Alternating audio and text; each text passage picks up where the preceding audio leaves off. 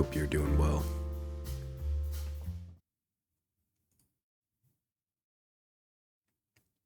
Thank you, autosave. Alright.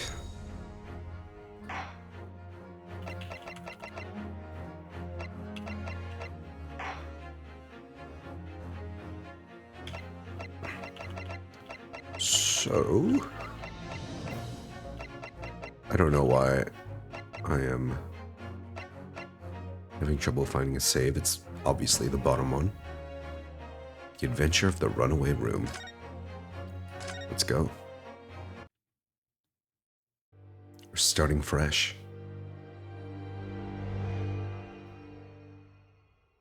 Seems like we finally made it to London. Glancing over my records of the late last century, I am faced by the events of a certain bitter winter. A murder in a carriage as it sped through dense London fog in the dead of night. Though the victim and the perpetrator were the only ones inside, there were multiple witnesses to the crime itself. However, none could have imagined at the time that such a seemingly obvious case as this would end in such a horrendous manner. My friend, Mr. Herlock Sholmes, once said of the incident, "I believe that perhaps that case was indeed the prelude. The beginning of a long concerto that impressive Japanese student and I were to play together." Wait, what Japanese student? That wasn't in the original Sherlock Holmes.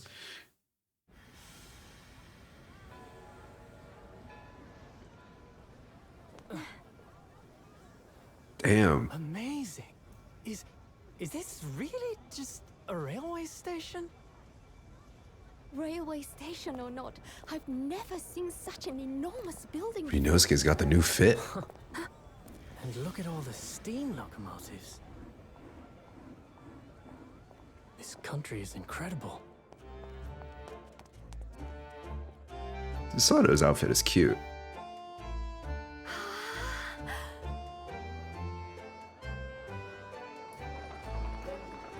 Gotta say, Ryunosuke is looking good in that. Reminds me of, Like I'm dreaming. what's his name? So this is the capital of Great Britain. So, where to? From SMT5. Climb aboard. I'll take you wherever you want to go. In that case, the Supreme Court in Whitehall, if you wouldn't mind. My pleasure. Surprisingly friendly to foreigners, considering the time. I suppose you're visiting students from abroad, eh? Yes. Thought so. Well then, I hope you enjoy your stay. Yakumo, that was the guy's name from SMT5. Yeah, he's And welcome to the He's dressed centre like of the him. world. Great Britain's mighty capital, London. center of the world at the time. Whoa. What? Oh shit, low-res birds. Finally got to see them with my own eyes. They say they're native to London. It's 18th of February, 9:21 a.m. British Supreme Court, Lord Chief Justice's office. Lord Chief Justice.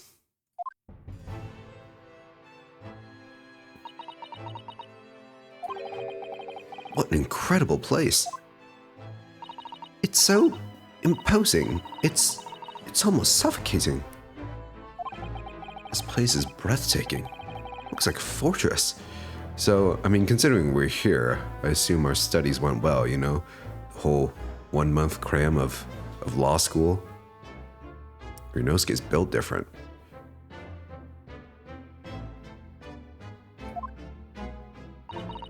There's some stone buildings like this in Japan now, of course, but they've only been built in the few short decades since we've opened our borders to the outside world. An authentic example like this has quite a different impact, wouldn't you agree? A far cry from the wood and paper of most of our buildings are constructed from. It's certainly unfamiliar. The giant-ass gears. Now, That's not something you usually see. There's something more to the differences than just construction materials. Guess we're inside a clock. What is this place again? This is the Lord Chief Justice's office, Naruhodo-san, in the Supreme Court of Great Britain. The Lord Chief Justice. We had instructions to report here at this time. If the circumstances were different, we were supposed to let the Lord Chief Justice know that we had arrived from Japan. But Kazuma can't. No, Kazuma, don't remind me. I miss him already, and his perpetually billowing headband. No. So, instead, we are here in a different capacity. As envoys, we report the news of Kazuma-sama's death. Yes. And having delivered his or her message, an envoy's duty is done. So, we'd have to return to Japan, just like that? Wait, I thought, what was all that studying for? If we want to remain here in Great Britain, I have to take Kazuma's place as the law student selected for the study tour. Well, I guess they'd have to let me do that first.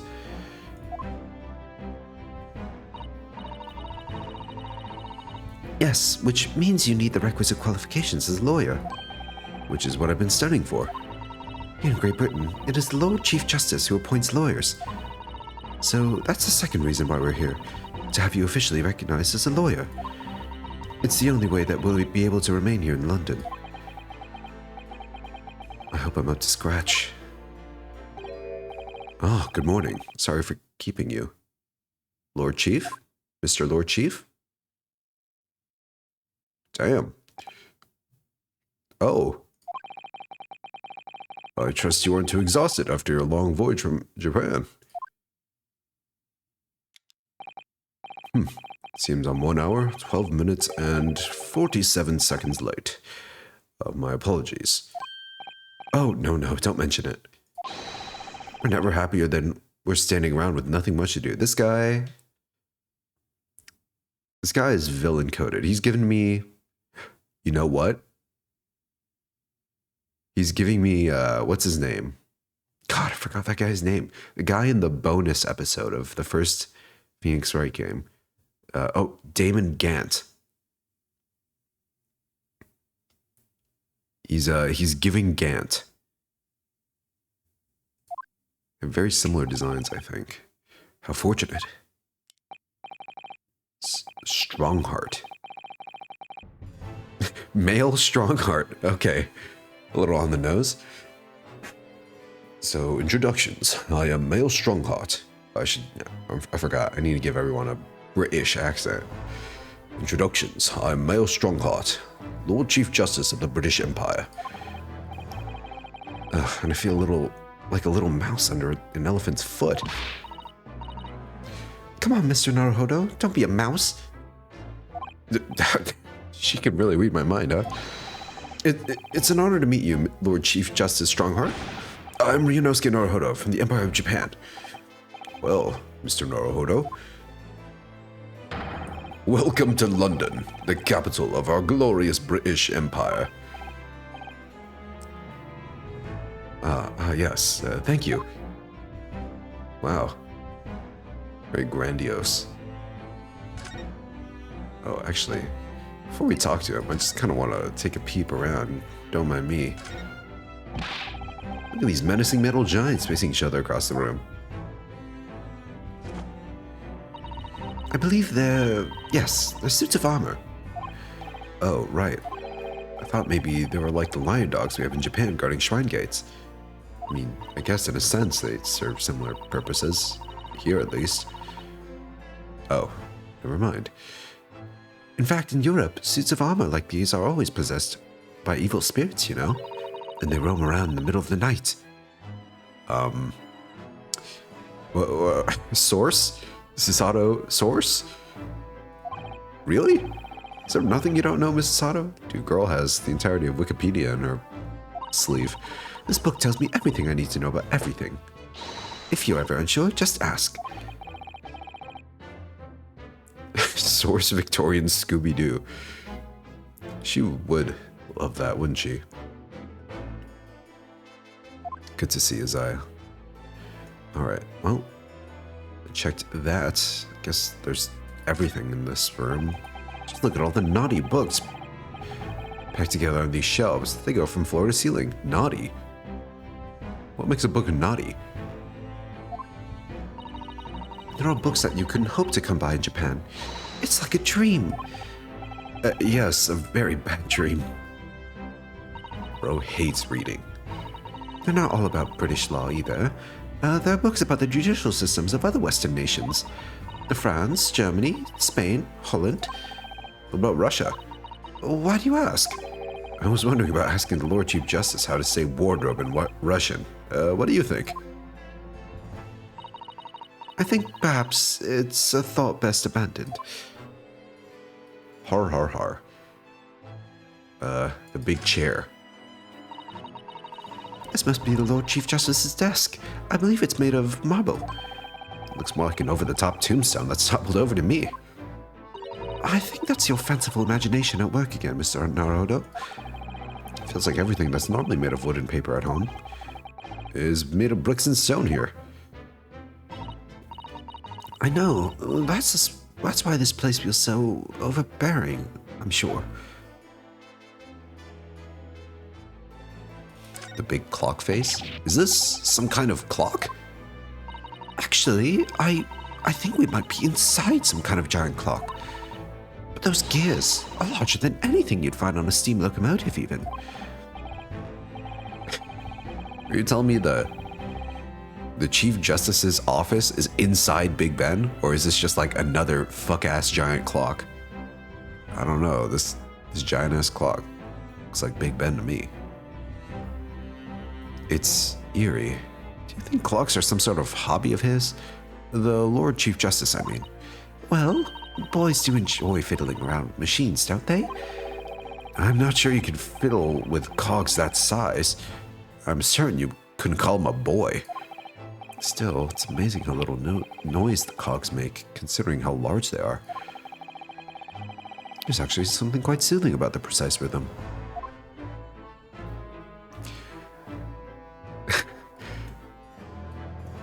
They gave a lore reason as to why they didn't include sound effects for the gears. To be fair, if the gears did make sound effects, that would be very annoying. It'd just be perpetual. Let's see here. I think that's pretty much in this room. I mean, the red carpet, who cares, right? Yeah, that's it. Let's go back. Talk to Mr. Strongheart. London. So, what are your impressions of our capital so far? How do you like London? Oh, help. I've been so nervous ever since I got here that I can't remember a single thing about the city. Imagine the racket you have to deal with every hour when it bing bongs. Dude, fucking Strongheart is probably like deaf in one ear already. Or maybe like half deaf in both ears. Some sort of tinnitus, I don't know. The dude works in here. It's simply splendid, isn't it, Mr. Naruhodo? Oh? We had a wonderful view of some of London's streets from the carriage on the way here from the station. Everything is so impressive and grand. I must say I'm almost lost for words. I'm glad to hear you like it. The city boasts tramways, piped water and gas, even cables supplying electricity. We spearhead every revolutionary new technology in the world. Every visitor to London is astounded. Oh yes, astounded is the word. Things were saving me there, Cesaro-san. And everyone seems so jolly and full of vigor. I guess tis the season? There's snow outside, right? Yes. There's much excitement about the upcoming great exhibition we'll be hosting here in London. Great exhibition? Dude, this guy's got moves. Cultural and technological achievements from around the globe are to be exhibited here in our great city. Oops. Whoa, this is new. Armband. An armband I inherited from Cosma. identifies the wearer as defense lawyer throughout the Empire of Japan. A memento. Okay, I want to inspect this. Our old student's badge is gone. These are the scales of justice. They're a symbol of the defense, aren't they? Yes, that's right. The scales are a symbol of fairness to show that all are treated equally in the eyes of the law. And they're a warning to those who enter the courtroom without an impartial mind. But if they're the mark of the defense, it would be more auspicious. They're weighing more heavily on the not guilty side, I think. Very impartial, I'm sure. Oh, what's this now? Is that Cosmo's name? Oh, did not mean to do that. Cosmo Asogi. The lawyer's name is embroidered on the inside here. Look. Cosmo Asogi. This was his band, of course. He had his heart set on the study tour in Great Britain. I'm sure he would have found the truth he longed for here. But he lost his life before he even had the chance to see the place. Man. That sucks. What a tragedy. I have a strong sense of his hopes and dreams when I look at his armband, though.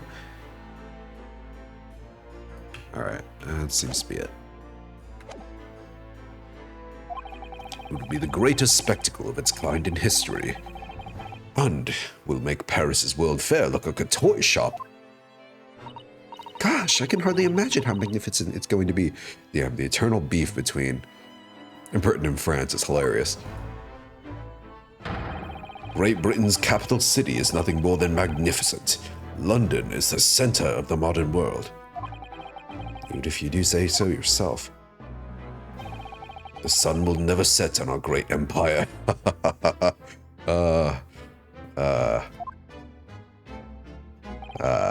Does he know? Chat, does he know?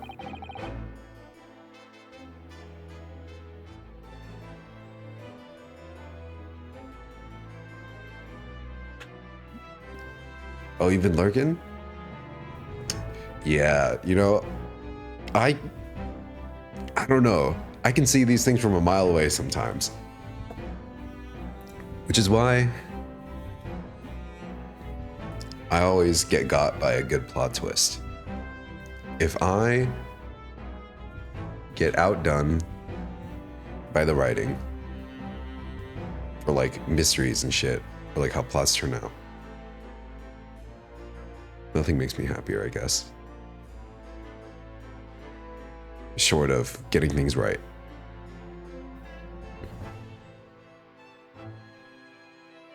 But yeah, dude, Cosmo just had fucking death flags spewing from him. He was fucking shitting them out left and right. He's just that kind of character, I guess.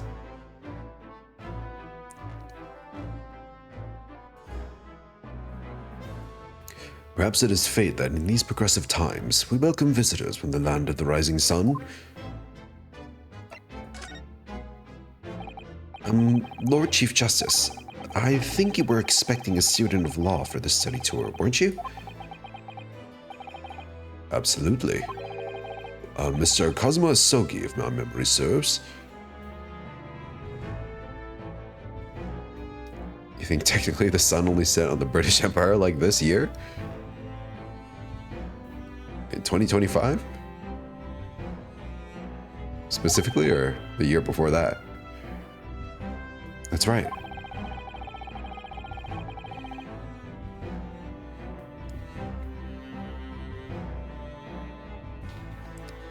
The British government has already been telegraphed a full report on the situation. I understand the young man lost his life aboard the steamship bound for our shores. It's amazing. The news reached him before we even arrived. They handed over some little island. Oh, I didn't know. My country naturally extends its deepest condolences to yours. Oh, thank you. And you honored this appointment specifically to inform me of the news? Yes. We are here in the capacity of envoys from Japan to report the sad news in person. They tell me you Japanese are people of protocol and courtesy. I see that is true. And it is with some regret that I must inform you that the death of the young lawyer means the study tour arrangement can no longer proceed. If you would just hear us out, Lord Strongheart. What do you have to say, madam? It's about the study tour. Mr. Naruhodo here would like to make a proposal. Oh shit, I have to say it? Would he now? Well, Mr. Naruhodo, this is it then. A moment of truth. Continuing the study tour. The thing is, Lord Justice, Lord Strongheart, I was wondering if perhaps you would consider allowing the study tour to go ahead. Don't misunderstand me. Britain would ideally like to see the tour go ahead. Without a lawyer from your country, there's nothing to be done. Well, in that case, what if there is someone else? Another lawyer from Japan, I mean. Is there something I don't know? Only a single lawyer was invited to Great Britain from your country. That was Mr. Asogi. At least, that is what I've been led to understand. Well, the thing is, this isn't going well at all. I just can't seem to find the right words to say to this man. Oh my god, Sasato is just talking for me at this point. Mr. Naruhodo! I could ruin things here if I'm not careful. What am I going to say? There's someone else here from Japan who could be described as a lawyer. It's no one. It's Mrs. Sato. Yes. No, it's me. I studied hard for this. I was very tempted to give the funny options. Because why else would they give the funny options? Right? Why else would they give obviously wrong answers? If not to be funny. It's me. I can do it. Is that so? I mean, I don't actually have any qualifications as such, but no qualifications, you say? And yet you still claim to be a lawyer. I've acted as a lawyer in court before. Only once, as it happens. And I had Kazuma to help me, and I was the accused. But glossing over the details. I've been spending every spare moment on the journey here to Great Britain studying. I've learned all about British law in court proceedings while I was on board the SS Buria. The voyage from Japan is some 50 days, I believe. Not what you might call a full education. To become a qualified lawyer here in Britain, not only do you need a university degree in law, you must also complete several years of training. I realize it's far too short a period of time, but I can't just go back to Japan. Kazuma, Mr. Asogi's journey had only just begun. Coming here on this study tour was all he thought about. I have to carry on and do everything he planned to do. Hello, Sandy. Good to see you. Glad to have you. I know it must sound like I have an overly inflated opinion of myself.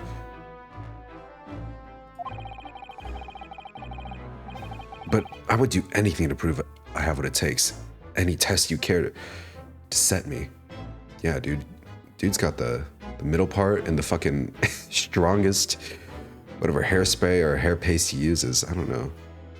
Only the finest in London at the time, I guess.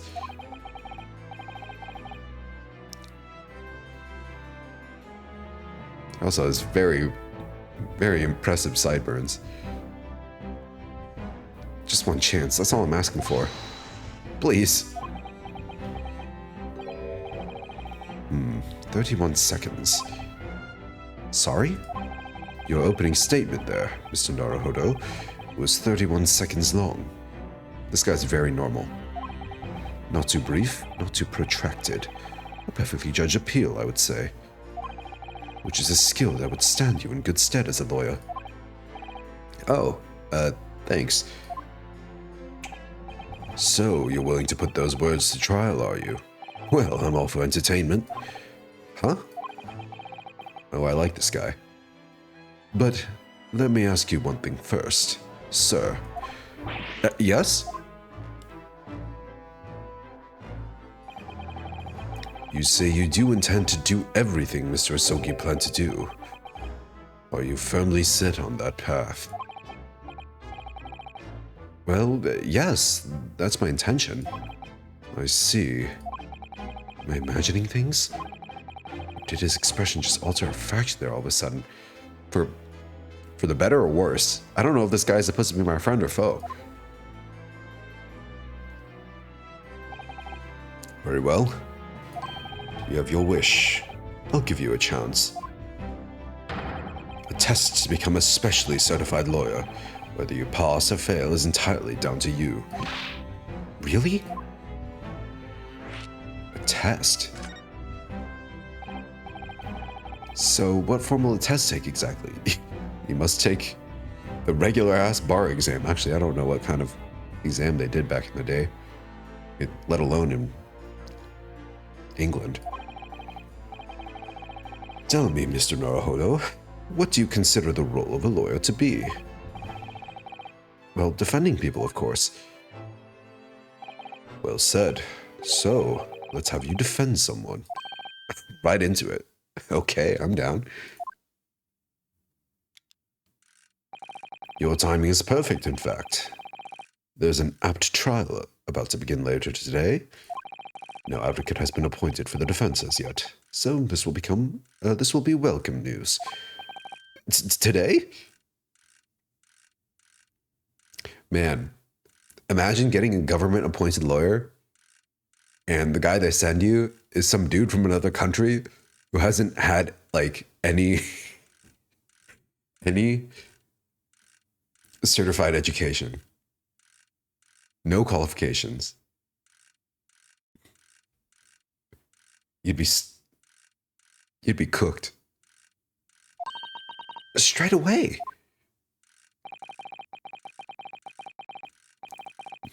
He doesn't care about the trials. Look, he just wants a good show. All right, like he's here for a good time. If you manage to secure a verdict of not guilty, you'll have passed my test. What could be simpler? Oh, how do I get myself into these situations? Stakes are high. Well, could I ask, what sort of trial is it, Lord Strongheart? It's murder. It's always murder. Yes, good question. Ah, I remember. It's a murder trial. Everyone acts shocked. A murder? Extremely simple case, I understand. You really can't lose. Really? That's easy to say. But I should mention, just in case, if the defendant is found guilty, he will, of course, be sentenced to capital punishment. Capital punishment? He'll be put to death? Here in Great Britain, murderers are sent to the gallows without exception. Presumably, you read that much in your short, sea-based introduction to British law? But we can't possibly agree to such a test. We will be toying with a man's life. I'm the Lord Chief Justice, and I've decided it's acceptable. But you can't do that, can you?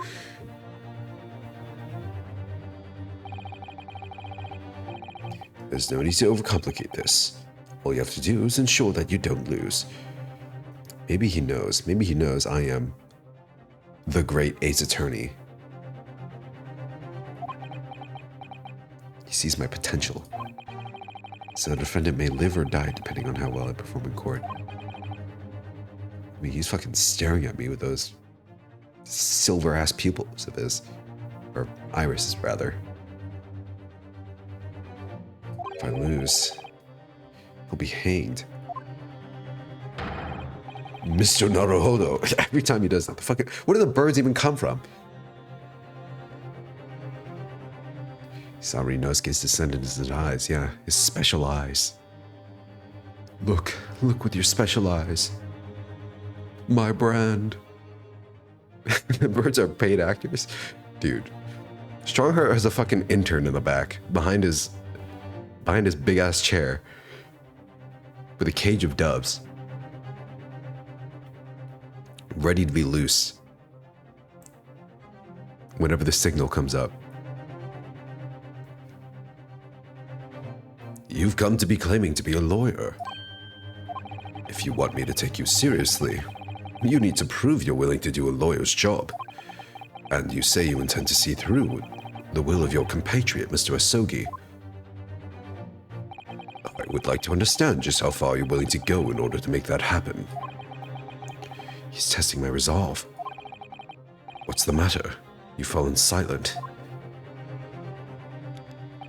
I'm sorry, but time is pressing. The trial begins shortly. I need an answer from you now. What's it to be? So we're going straight into the trial in this one again.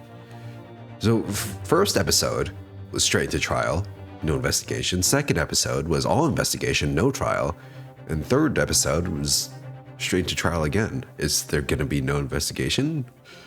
Or is it going to be like a two-parter, or I guess three-parter, trial, investigation, trial? I don't fucking know anymore. They broke the conventions already. Anything's possible.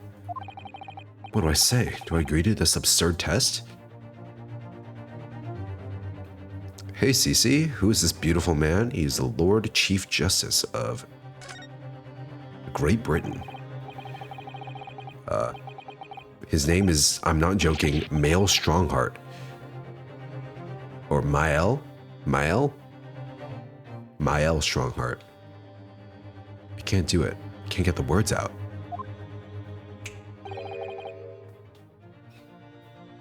"15 seconds. No decision making needs work if you want to be a lawyer.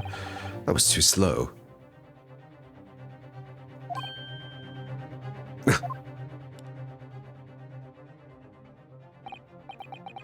He's a man's man. So, as I suspected, is it? Sorry? You have noble intentions, but lack the resolve to see them through. The test is cancelled. Thank you for stopping by. Go and acquire your ticket for passage back to the East tomorrow. This conversation is over. Objection. What? No, you can't fold just like that. Huh? Yes, Lord Strongheart. Thank you for offering me a chance. Mr. Naruhodo? I'm sorry, Mrs. Sato, but what could I do? It's all right. I understand. You do? It's not easy to choose whether to defend a man in these circumstances, but resolve has absolutely nothing to do with it.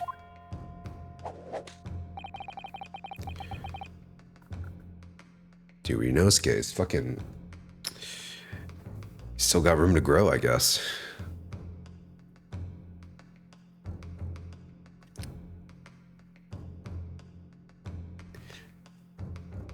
He needs more resolve.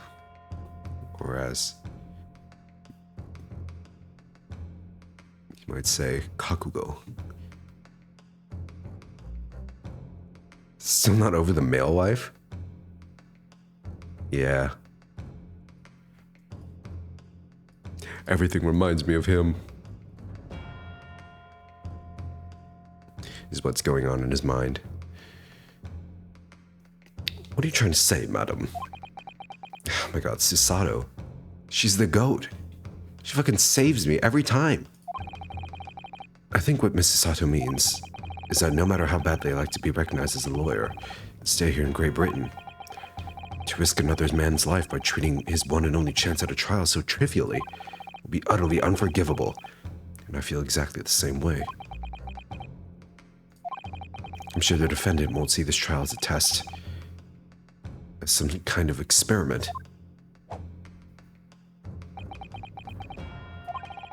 A lawyer may fight for his clients in court day after day, but for each one of those clients, a particular day they stand in the dock may be the only chance they have to fight to prove their innocence. No, I was wrong. I'm not qualified to do that job yet. I'm sorry for wasting your precious time, Lord Chief Justice. Wait, Mr. Naruhodo. Oh, was there something else? I passed the real test. It's approximately 20 minutes by carriage to the Old Bailey from here. If you leave immediately, you should still be there in time. But I just said that. I was quite serious in what I told you.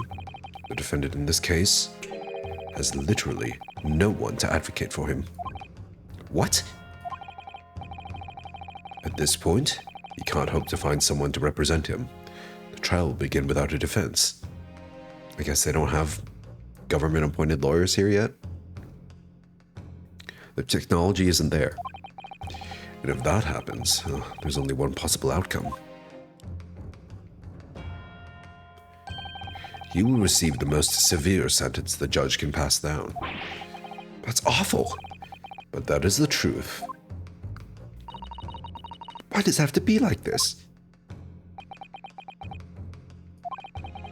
Please don't expect an answer to every question. The cold hard truth of the matter is that there is only one person now with a chance to save this man from a very miserable end. And that is you. Really his only hope? So, what do you say now, madam? Me? What do you mean, Lord Strongheart? You said it wasn't an easy decision to choose whether to defend a man in these circumstances, and I agree. But in my estimation, it is purely and simply a matter of resolve. Oh. Our time is up here. I have a meeting to attend.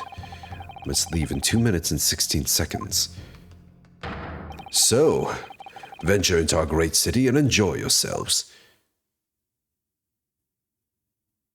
And there he goes, I guess. The birds, again. He's gone. The Old Bailey. We gotta go. Fucking sprint. If we're going to do this, Mr. Naruhodo, we must leave at once. Alright, go, go, go, go. The Old Bailey, London's highest criminal court, with an illustrious past. The Old Bailey. This is where I am to take my test and prove my worthiness as a lawyer. If we hurry and catch a cab, we may just make it to the courthouse on time. I love these little, like, flavor texts from Susato.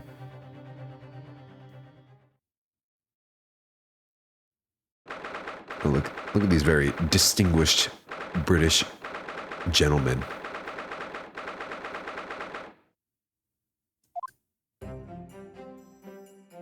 Here we are. Oh, thank goodness we're in time. There's still 15 minutes until the trial begins. I never knew a horse-drawn carriage could go so fast. I thought my teeth were going to rattle loose. Did you hear what I said to the driver when we climbed aboard? Get us to our destination in 5 minutes, driver, and there's a guinea in it for you. It's one of my favorite lines from the Herlock Sholmes stories, and it worked quite perfectly. Do we have the money to pay for that? I'm not sure why you're so pleased. I thought we were going to die, and we had to pay gold for the privilege.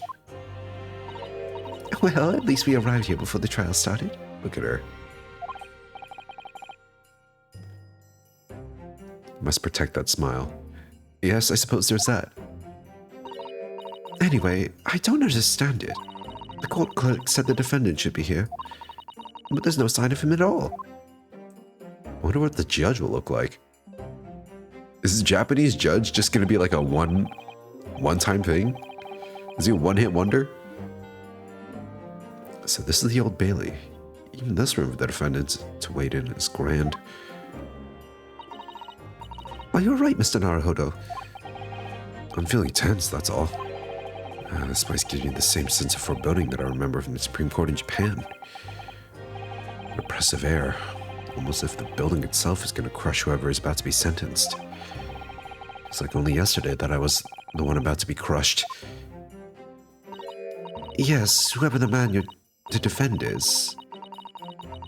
I imagine he's feeling very alone at this moment. You love this Bailey more than the previous games? This is definitely more opulent, that's for sure. Oh, top of the morning to you, madam. Sir? Jacksepticeye? No. Who the fuck are you? Fucking impressive hat you have, sir. Very, very impressive. Is also has a very powerful chin line. He's fucking mocking me. Mocking me as we speak.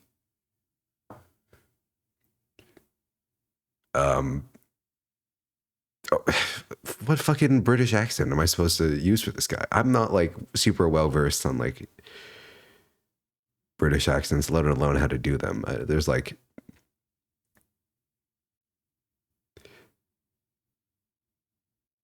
bro got that natural Chad face, dude. He's one cut away from having the fucking perfect Minecraft square face.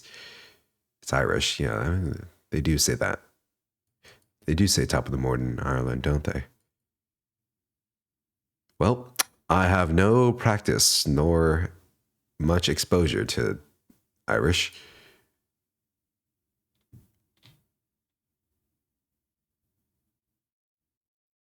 What are you doing? Follow me here. Things are fair disparate, are they? Sorry? Would you look at those expressionless faces? From the East, are yous? We're from Japan, yes. Ah, Japan, is it? Right, say no more.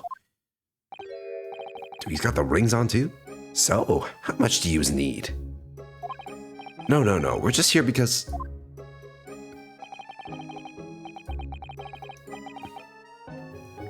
No need to explain, fella. I've been there myself, so I have. No place to go, nothing to eat, barely a penny to your name. And, well, I'm in a strange, faraway land. This guy's character design is so different from what you'd see in the previous Ace Attorney games. Well, actually, we haven't found a place to stay yet, no. 'Tis grand, 'tis grand. Let me start by giving you 1,000 guineas. Say none now. 1,000 guineas? Please, Mrs. Sato, you don't have to shout. But 1,000 guineas is enough to build an entire mansion in the most prestigious area of Tokyo. What? 'Tis nothing to me at all. I like to ensure I have sufficient funds to weather a rainy day, you see. I have enough wealth to buy the city of London 2 or 3 times over. So, are you trying to buy a guilty verdict, or are you the guy I'm trying to defend? Because if you're the guy I'm trying to defend, why is no one here to defend you? Surely you could buy someone nice. Could that much rain even fall in one day? Well, even so, we couldn't possibly accept such a large sum of money. Where does that money come from, though? Nothing ethical, that's for sure. I mean, look at this guy. Right in my face, ow. Ah, that hit me in the eye. Don't get me wrong, fella. I'm not giving to you no strings attached. I'll be wanting you to do something for me. Oh? To be honest, 'tis a little embarrassing. The trial that's about to begin, you see, is for my good self here. I'll be in that dock. So now, what I want you to do is come along with me and stand there beside me. Initially, you'd be my lawyer, but that's just a little detail now. Oh, well, the thing is, don't worry about a thing. All you have to do is stand up there next to me, nothing more. Otherwise, you see, and the trial's gonna start without me having any kind of representation at all. They didn't give him the news, I guess. So it was true. The Lord Chief Justice wasn't just making it all up. I'm terribly sorry to have to ask, but does that mean you're the defendant in this trial? Either no lawyer.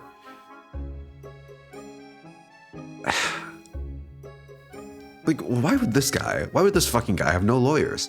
He's rich as hell. Surely somebody would take him.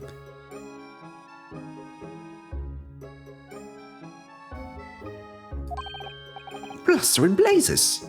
Do yous not know who I am? Me? One of London's biggest names? No, sorry. We only just arrived in the city, you see. I see. I suppose it isn't altogether impossible. Well, just next to Hyde Park there in the centre of London is another beautiful park. Sorry, a park? What? It is called McGilded Park, full of blossoming flowers in the spring and singing birds and whatnot. I donated it to the city, so I did. Oh, an entire park? In central London? A city of smiles, that's my vision for London. And there's nothing Magnus McGilded wouldn't do for the city and its old people. Queer? That's a new one. What does queer mean?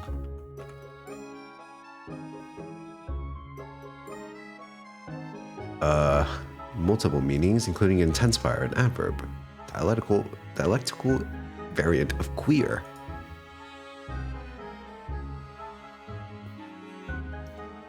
Okay, well, the meaning is lost in my 21st century brain. That's amazing. I mean, really extraordinary. But now they've a gall to say I'm the good-for-nothing criminal. Me, Magnus McGilded. What is the matter with the London police, I ask ya? Oh no. All right, don't pass out. Mr. Naruhodo. Perhaps now would be a good time to introduce ourselves while the gentleman catches his breath. Dude, this guy's just been talking and talking. We'll let us tell him that we're actually sent to be his lawyers.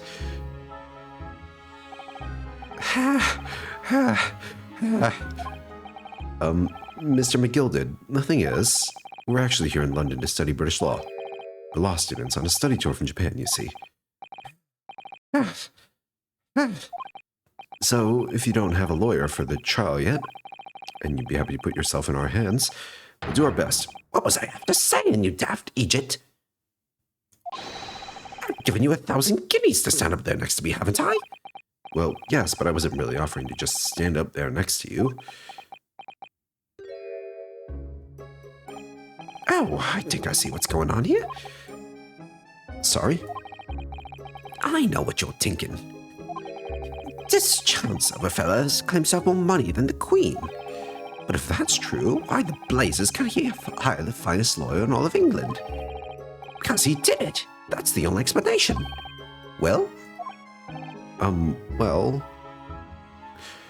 I guess that is what I was thinking. So I will...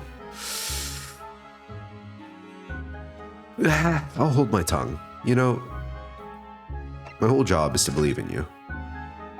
Not at all, although it is a little strange to be honest. Why don't you have a lawyer, I mean?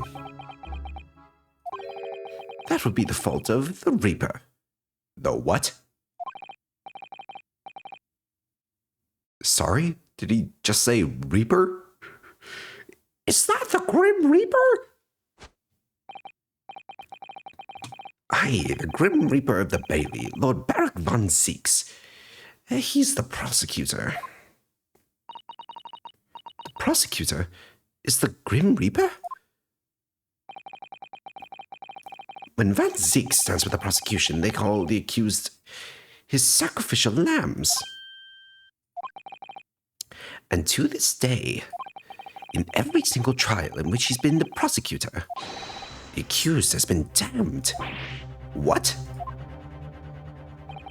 So it's reached the desperate situation where there's no one willing to stand in defense against the fella at all. You could say he's a living legend of the Old Bailey. Goodness, Lord Barak von Zeeks. He must be an exceptionally talented prosecutor then. Talented isn't the word you're looking for, madam. It's cursed. Cursed? What on earth? Bailiff is summoned, and his counsel. Please make your way into the courtroom. The trial is about to begin. His counsel? That would be me. Oh, 'tis time. Well then, fella, don't let me down.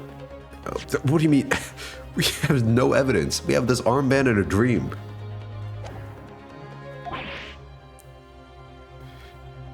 But I don't know anything about the case. You haven't told me what happened. Dude, his thumb on his chin? I'm afraid he's gonna get like a cut or something.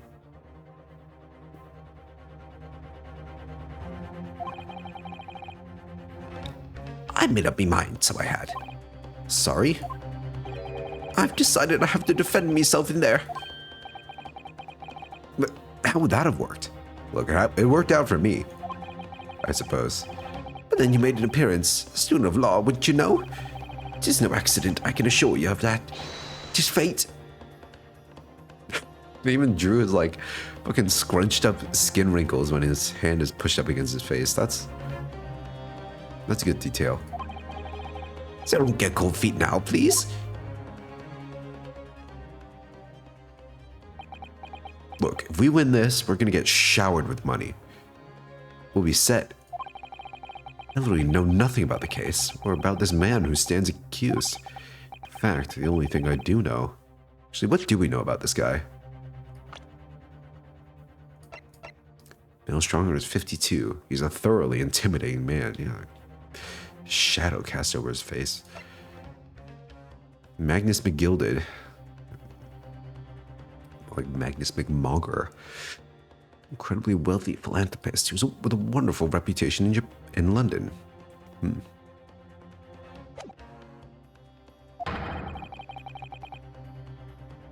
So I can't just turn my back on him.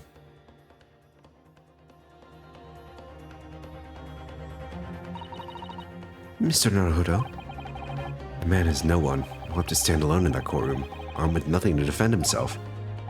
Yes, something that Cosmo would never have allowed to happen. Counsel for the defense, what are you doing? If you're late for the start of the trial, you will lose your right to stand. I'll be right there. Here we go. It's happening then. My first trial in a British court. I hope you're watching over me, Cosmo. Because I have no idea how I'm going to manage this. Help me.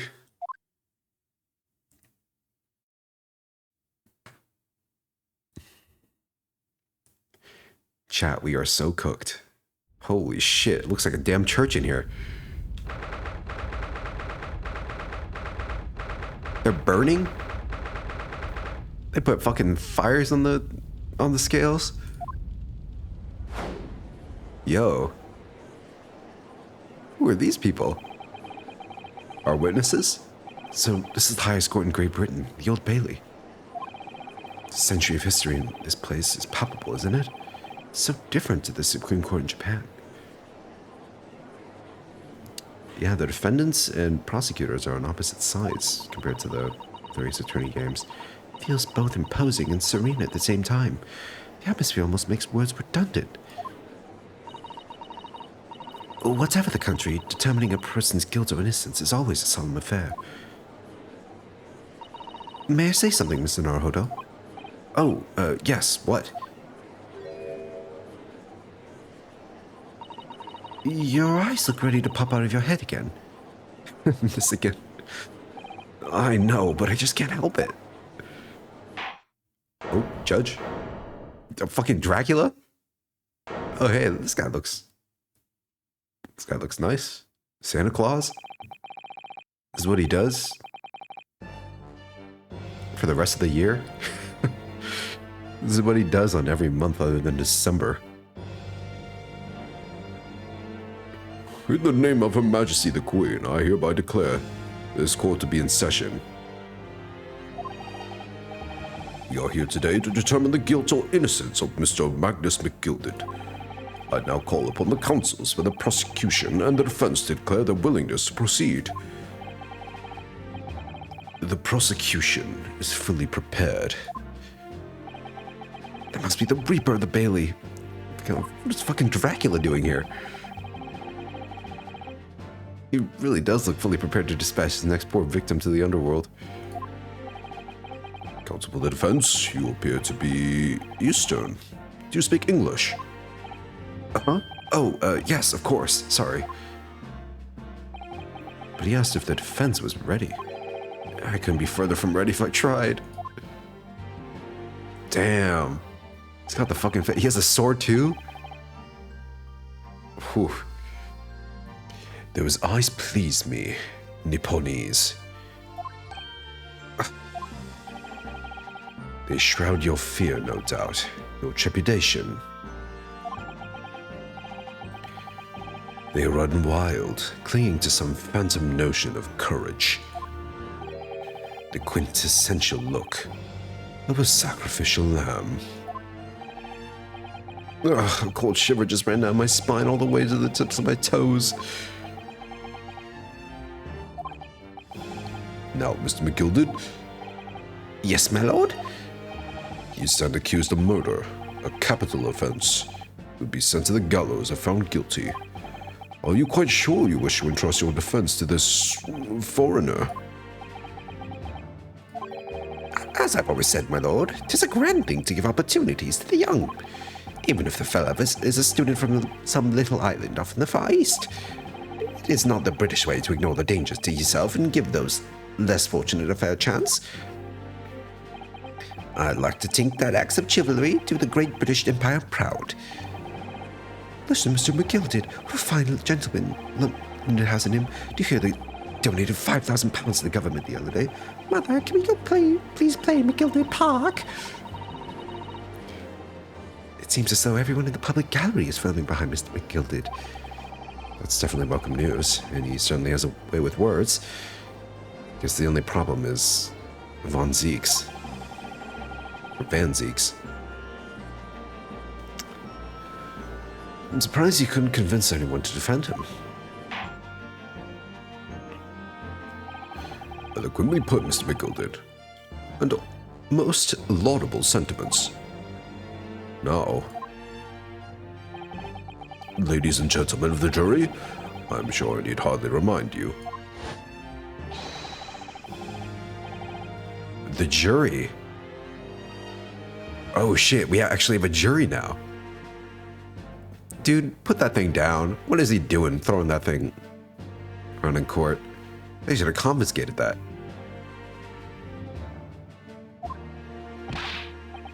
Juror number 1. Yes, my lord. If the task is to send rotters to the gallows where they belong, I'm more than ready. In the manner, his lordship always says we should dispose of rubbish promptly. Naturally, I agree. You hate the jury? They're so biased? Look, it wouldn't be Ace Attorney without a biased jury against the defense, okay? Or just any bias. The jury was denied to us after Ace Attorney 4? Really? Cut feature from Ace Attorney 5 is Dual Destinies, right? There's gonna have it be a jury in Ace Attorney 5? That's crazy. Wait. The whole plot of Ace Attorney 4 was to have a jury, right? Wasn't there a weird thing at the last case of I don't remember. It was a computer, right? Something like that. They're trying to reform the law. Oh, look where that got us. All we got was some Dark Age bullshit, you know?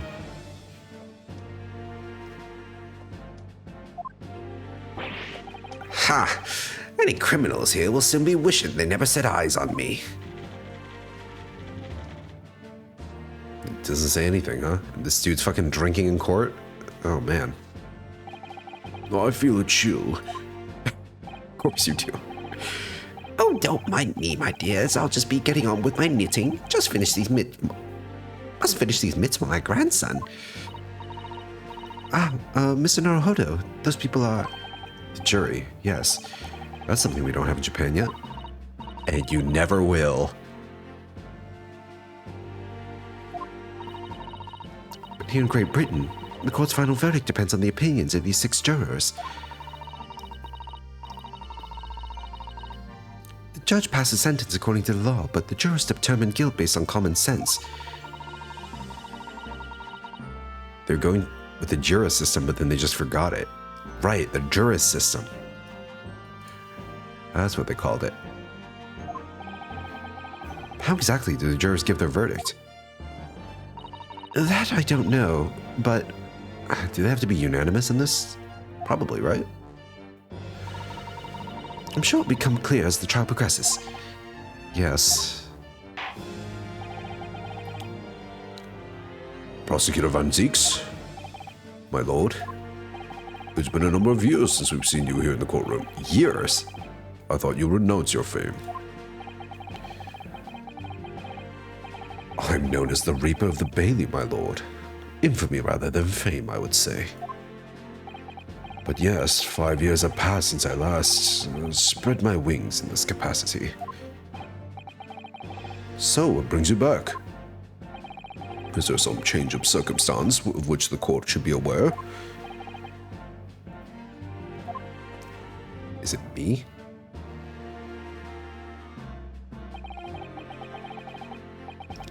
I leave that to your imagination, my lord. So the Reaper has been out of action for 5 years. Now he's going to reap me.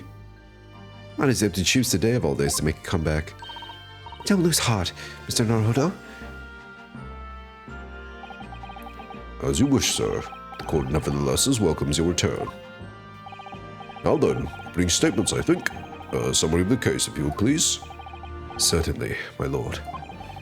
As your lordship is aware, this is a case of overwhelming simplicity. We must be the only ones in here who aren't aware. Dude's got the scroll too.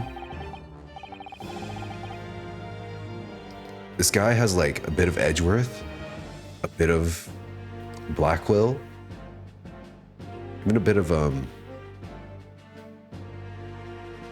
fuck, I forgot his name already. It's Admati in him. With the scroll and everything.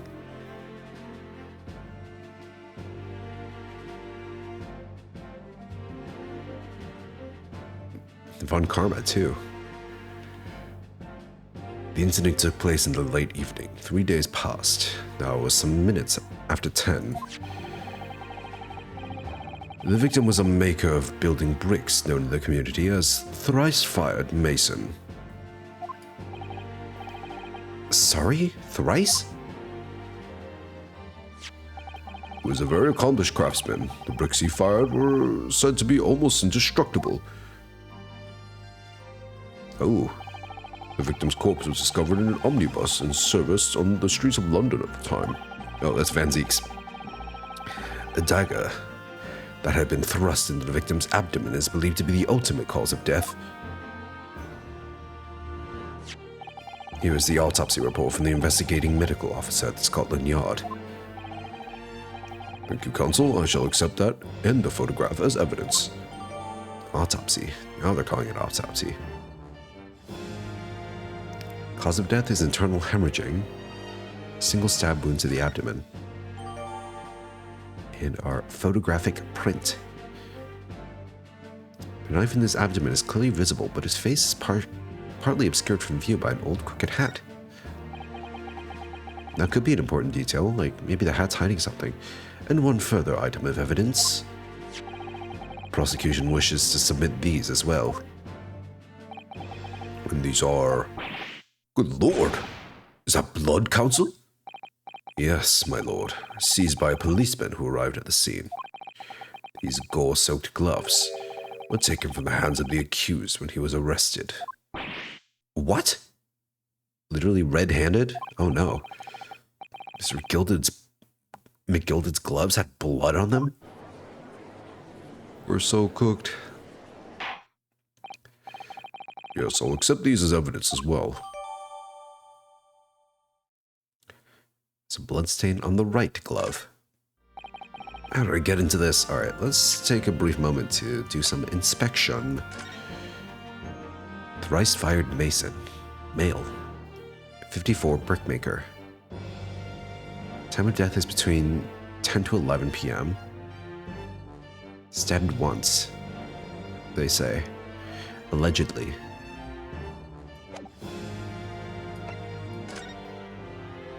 One of his buttons is gone. That I notice.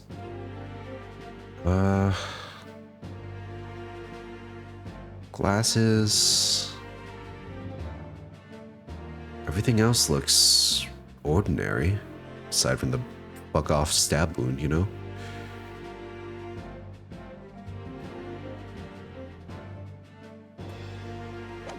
Magnifying glass is such a random feature. Gloves. Anything inside? Nope. Anything around? Nope.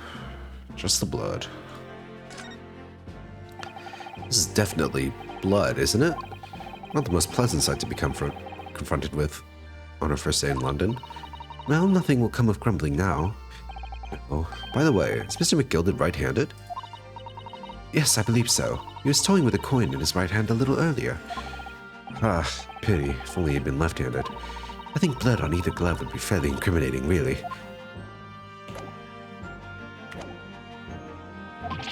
I'm backed into a corner before I've even started. Continuing. According to the driver of the omnibus, there were only 2 passengers traveling inside this vehicle at the time. Only 2? Obviously, one of those passengers was the deceased brickmaker, Mr. Mason. The other... That point has aura, was the accused. Magnus McGilded. It's not like a sharp point, he just lowers it. He just lowers it. Slowly. Very menacing. Well, rather damning circumstances to say the least. I wonder how the jury mechanics are gonna work out, because they're not just gonna be there for flavor, right? Surely there's like a little mini game to deal with them. Defendant, what say you? Well, of course, I have no recollection of such a thing. Mr. McGilded. To be sure, I rode the omnibus that evening. But whenever I'm in a carriage, I'm taken with a fierce tiredness, and I always succumb to it. Are you claiming to have been asleep? 'Tis the notion of the motion of the carriage, my lord. Littleton, so it is. And when I opened my eyes again, it was a desperate sight before me. The body of a man I'd never laid eyes on before in me life. So he never saw him, which could mean that Mason boarded the omnibus after he fell asleep. Now ask yous, what good-hearted soul wouldn't rush to help a fella bleeding from his stomach? Wasn't about to start worrying about me gloves now, was I? I reached out to give the man a hand. So the blood got into the gloves then after the man had been killed. Fortunately, that statement of the driver's is only the beginning. What? It's not all of it? There were multiple witnesses to the precise moment at which the brickmaker was fatally stabbed. Uh-oh. Order! Order! Order! They put in the effort to spell out order. When the killing took place, only the victim and the accused were inside the carriage, and there were witnesses to the crime. This is not just a case of compelling evidence. It's the nail in the coffin for the accused.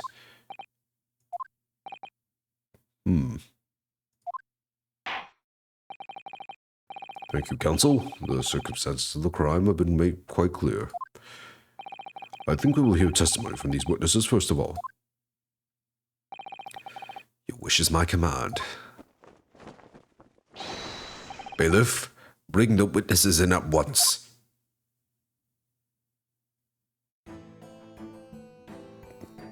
Look at these gentlemen. Witnesses, your names and occupations. Beppo? My name is, well, everyone calls me Beppo. I drive an omnibus in the East End. Are you alright, dude? Surely it's a little warmer in here. Bruce Fairplay. Aha. Something tells me that you don't play fair. I'm a banker in the city. My name's First. Lady First. Oh my god. He's a nice guy. I make hats for gents. Really? Gents, not ladies? That's a surprise. Let's begin by confirming the facts. Wait, what was Beppo's full name again? No, it's just Beppo. Why is his name just Beppo? What's the joke behind that?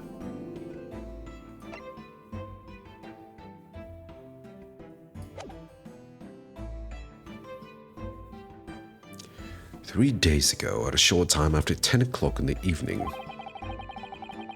all of you present in the stand were in an omnibus and witness to the aforementioned incident. Is that correct?" Yes, sir. Quite right. Yes, sir. That's right, sir. Well then, let's proceed to your formal testimonies, please. Each of you will tell the court precisely what you saw. So we're gonna go one at a time, or what is this? It was the last bus of the evening, so I had a few customers. I remember it well. The victim and the man accused of killing him were sat next to each other inside the bus. Then out of the blue, the accused just reached over and plunged a knife right into his guts. That's right. He stabbed him. I screamed, I did. Couldn't help it. As soon as I heard the scream, I stopped my bus. And then I saw it too.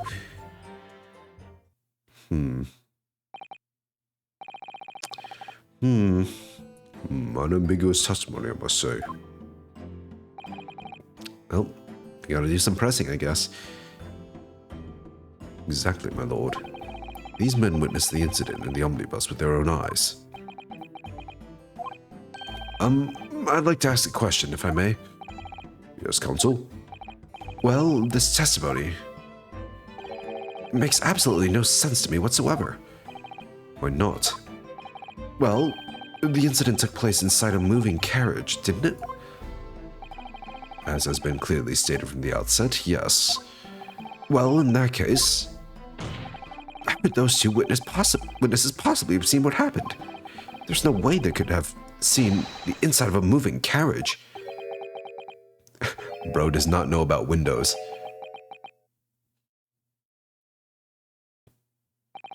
How quaint. I'd read that civilization in the Eastern Island nations was a good century behind our own. But you're here in London yourself.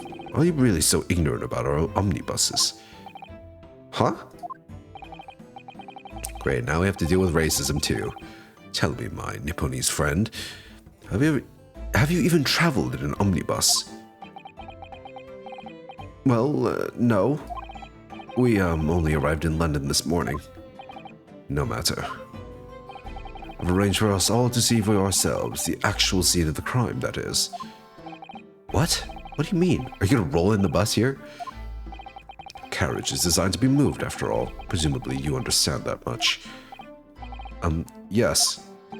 The omnibus in which this bloody crime took place is here today, in this very building. Whoa. Here? What? The entire carriage? Bailiff? Bring forth the stricken omnibus.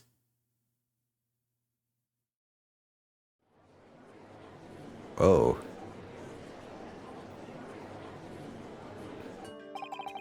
So that's an omnibus. The omnibus. Can't believe they could bring something so enormous in here. Great Britain's courtrooms are amazing. He's so racist and so emo too. Well, everything considered, he's being at least somewhat respectful, you know?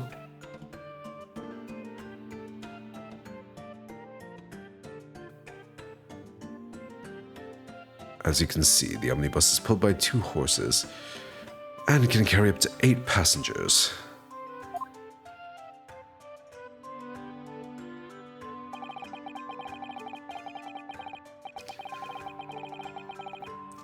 4 passengers seated inside the enclosed cabin, and another 4 on the rooftop deck above.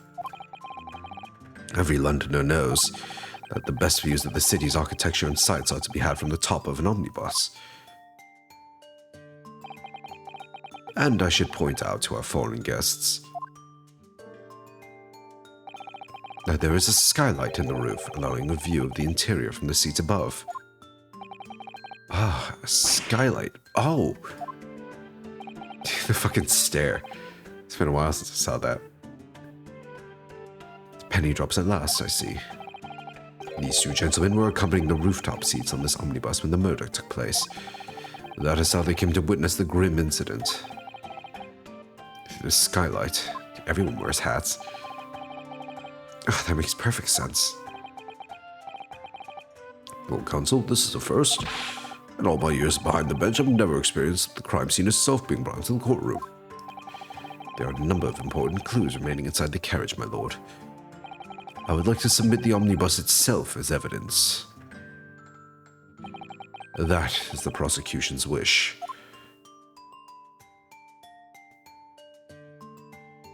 Was that a wig?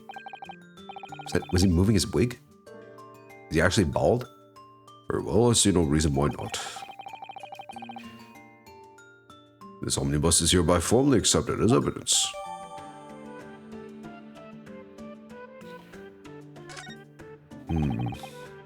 Can't believe it. The entire crime scene entered as evidence.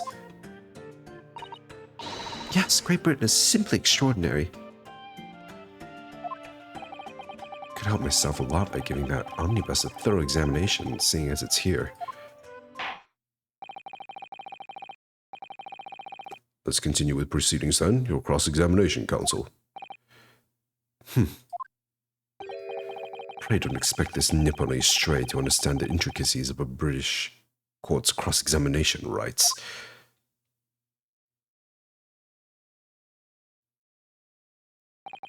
All right, my first cross-examination in a British court.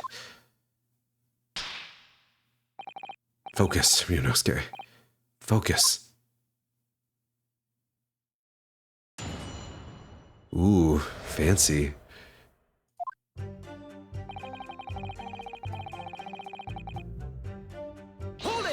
Hold it.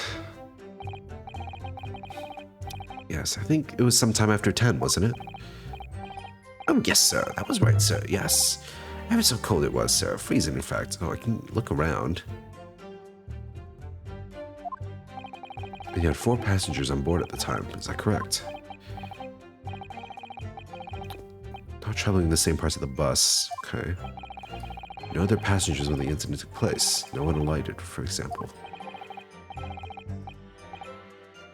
No reactions yet. Nobody fled the scene of the crime then. I have to say, the boss insists on it running, he does, every evening. The last bus of the day. But I do wonder sometimes if it's altogether worthwhile. Yes, sorry to say. What do you mean by that?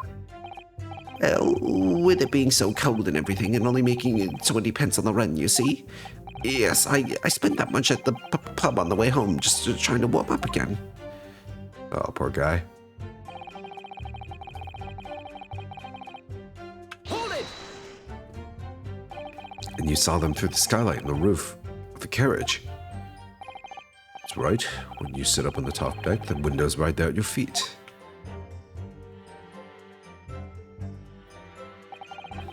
Lamp at the inside. And that's what he saw.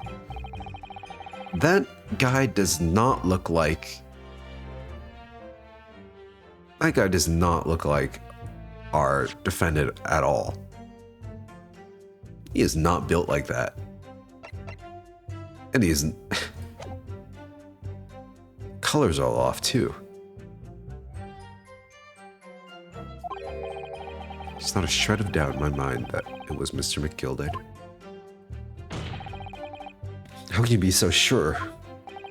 Well, how can I put it politely? Mr. McGilden is a gentleman of rather small stature. I couldn't have mistaken him for anyone else, but in the picture he looked fucking as tall as the other guy. Let's forget that when the vehicle came to a halt, the only people inside the enclosed cabin were the deceased Mr. Mason and Mr. McGilded. There's no room for doubt here. Ugh, I really wish there was.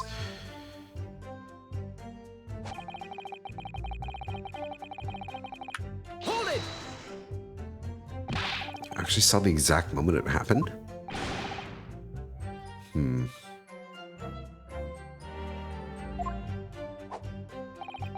Well, fair dinkum. Hard-working city banker is not considered trustworthy these days. Oh, no, I didn't mean that. This is no good. I've really got his back up. Perhaps you could just tell us what you saw in a little more detail, if that's... My lord. Juror number 3? What's the meaning of this? Who said you could speak up? My mind is made up, my lord. Completely and utterly made up. Made up about what? I don't like the stinking rich. Never have. Based?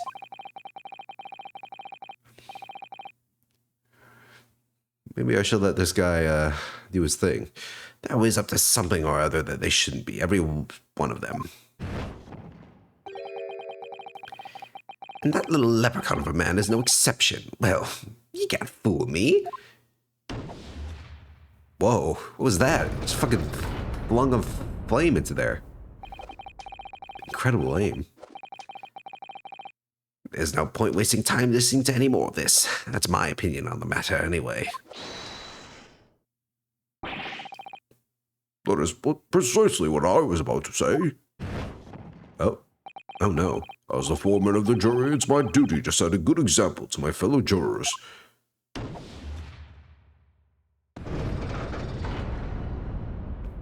Uh-oh. What the? Dude, this is so... this is so extra. I love it. The giant-ass scales actually move. What is happening here? Let me see. Ah, yes. It seems like that's how the members of the jury give their verdicts. By throwing fucking fireballs into the scales of justice. With fire? Apparently, yes. White for innocent and black for guilty. As the 6 members of the jury make up their minds about the case, one by one, they each cast a ball of fire into the great scales of justice, as we saw a moment ago. So those enormous scales fall completely to the black side. Does that mean... Let's do our very best to make sure that doesn't happen. Ugh, no, I'm even more worried than I was before. Also, dude, how are they allowed to make up their mind before our cross-examination is even over?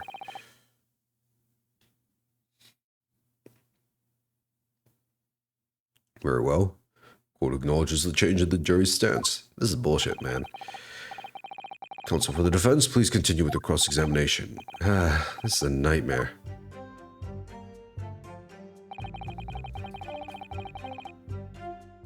Hold it!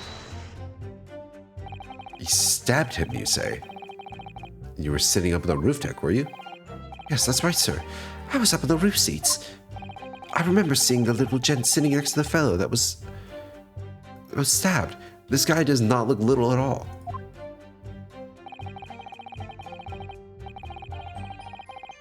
I've been thinking about a new hat design, you see, so I was just gazing absent-mindedly around. But then I happened to look down through the skylight. It was sticking right from his belly, a huge great knife. A grim sight indeed. That didn't help me at all. The maid girl. Looks like they were more convinced by my client than the client did it than they were before. That appears to have made everyone even more dubious that Mr. McGilded is telling the truth. If only we had some evidence to counter their suspicions. Mr. First. Oh, yes, sir.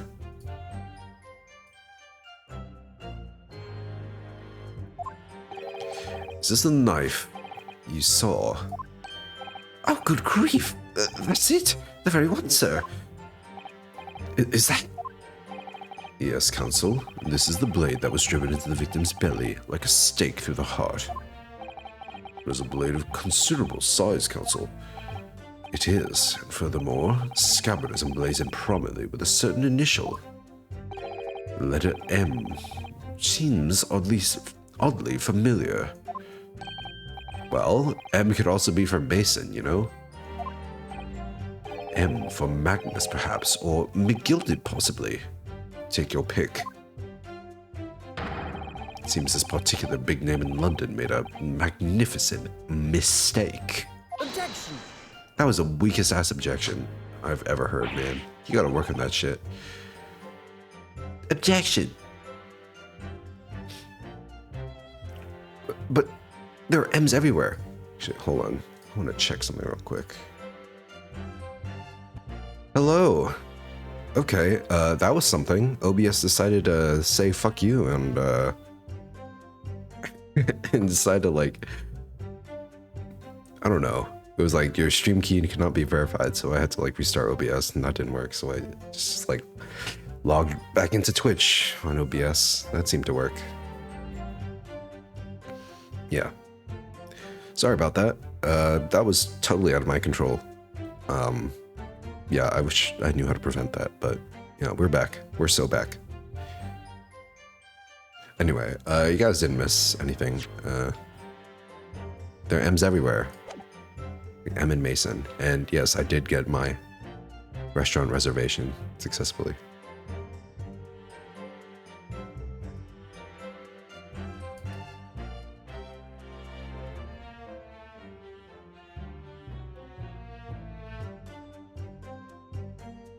So, let's continue. Objection!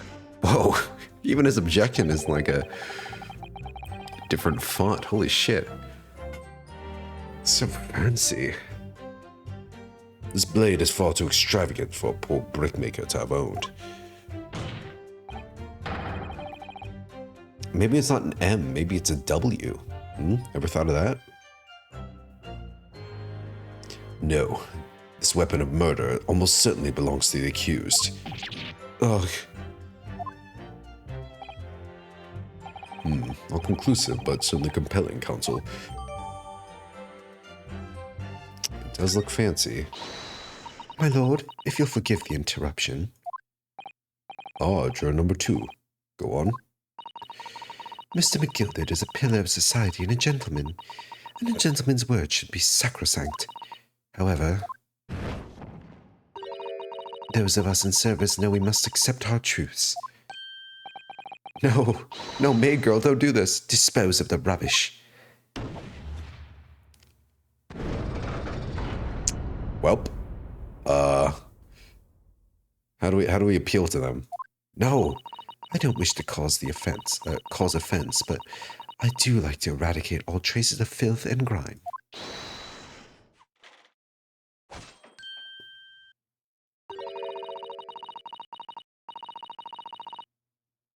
I've painstakingly typed every word uttered here today and cross-referenced all the facts. As such, I am now in position to draw the only logical conclusion.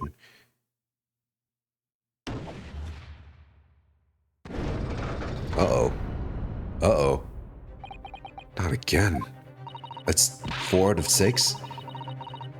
4 out of 6 jury members who proposed a guilty verdict. There are only 2 left. You've had it.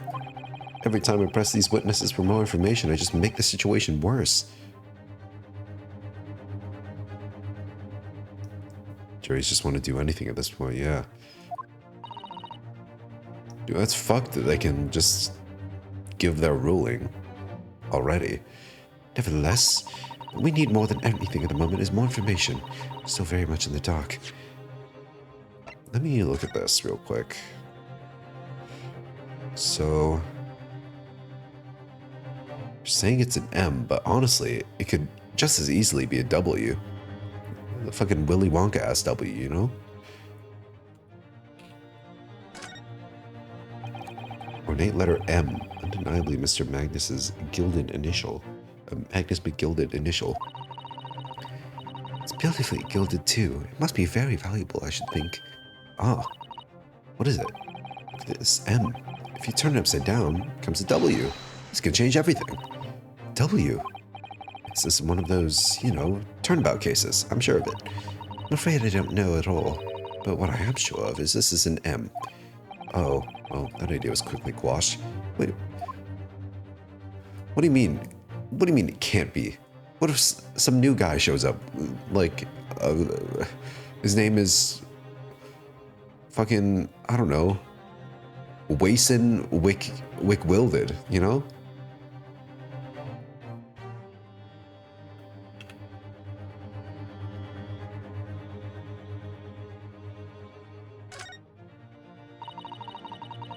That part is the sheath, isn't it? Can I unsheath the blade? Are you alright, Mr. Naruhodo? Oh, sorry, yes. I just don't really like blades. Says the guy wearing one. They don't seem like the words of a man with a large katana slung from his waist. It's not a blade, that's Kazuma's soul. His soul. Anyway, there's no sense in delaying it. Let's see what the blade looks like. Ooh. Ooh. Even the blade is fancy. Oh, it looks like a lot like blood. Yeah, he carries his soul with him. Ugh, an Englishman's blood looks like a lot like a Japanese man's blood. You see? That surprises you. How? Did you think it wouldn't? Sorry, it's just that we've only just arrived here in Great Britain. Finding it a little hard to adjust. Yes, I do understand.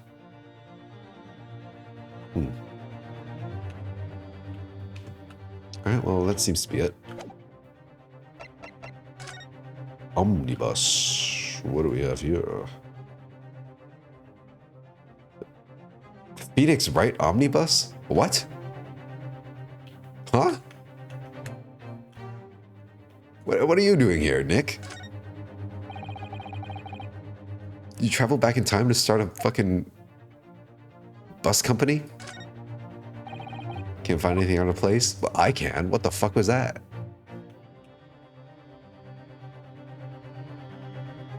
You can see a notice from inside. So this is the roof deck of the omnibus.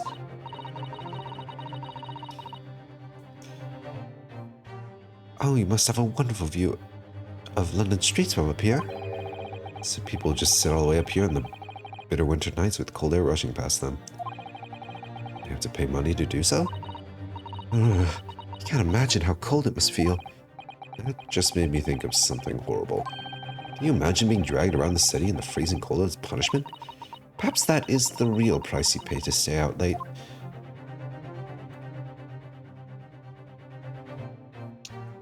This is such a random detail. Phoenix Wright Omnibus.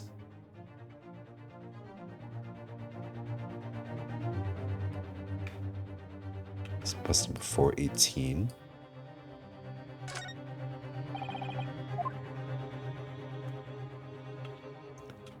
London 5th Avenue. What is this? So this is the roof deck. Oh, it's the same. It's just a different angle. Come out from inside.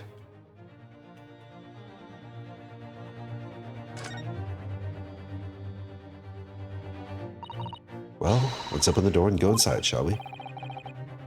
Need a murder. It's horrible.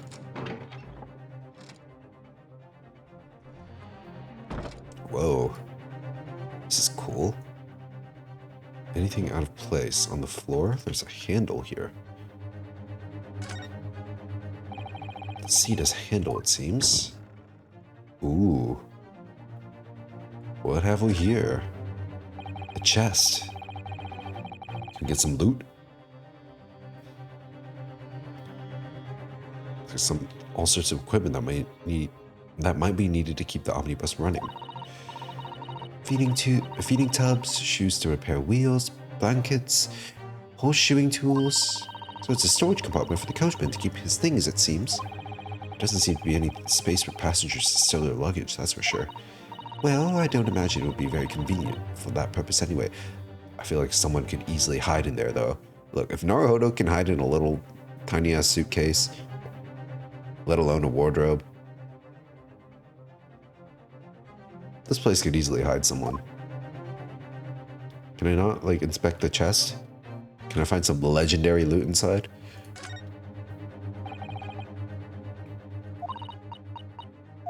The Gilded can fit in there? Yeah, he's very compact and square-shaped. He would fit nicely into this little, like, empty spot right here. Wait, no, I want to go back inside. Let me in!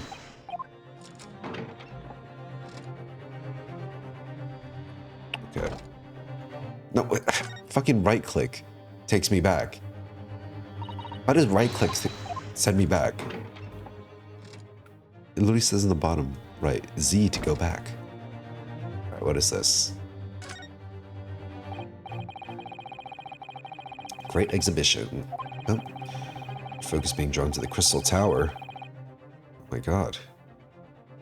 Can I fight Xande? If I get to the top? Oh, the Crystal Tower. It's under construction already, I believe. People all over London must be fizzing with excitement at the prospect of such a grand event. Yes, I can't wait for the Crystal Tower to drop.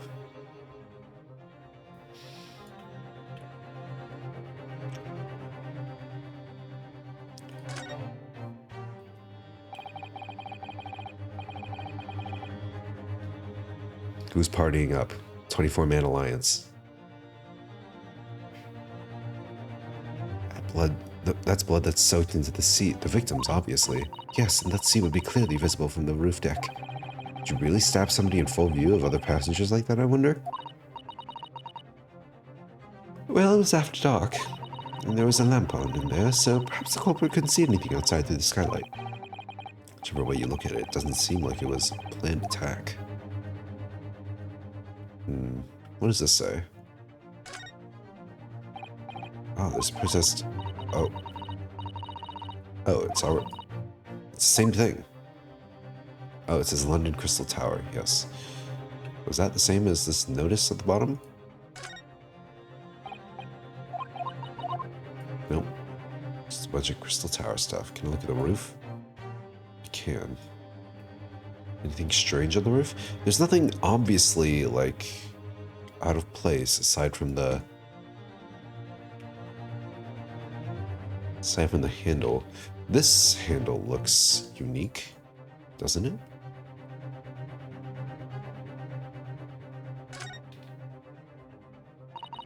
Have you seen enough? Step back outside then. No, I didn't want to. No. Let me in.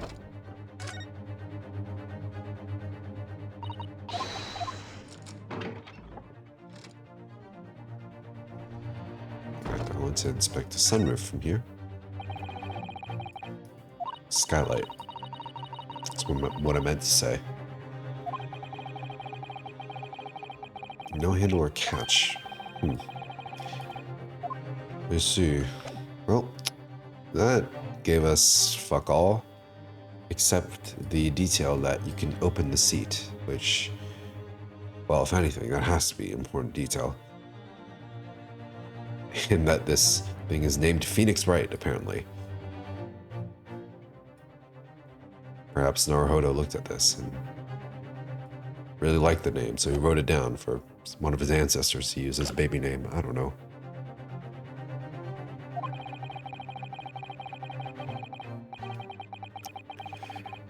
I suppose I'll just have to keep pressing the witnesses, knowing that more sparks may well fly. We mustn't give up hope that we'll uncover something that will give us a way to fight back. But... Alright, I'll keep trying. Can't give up. Just need to keep calm and listen to the witness's statements again.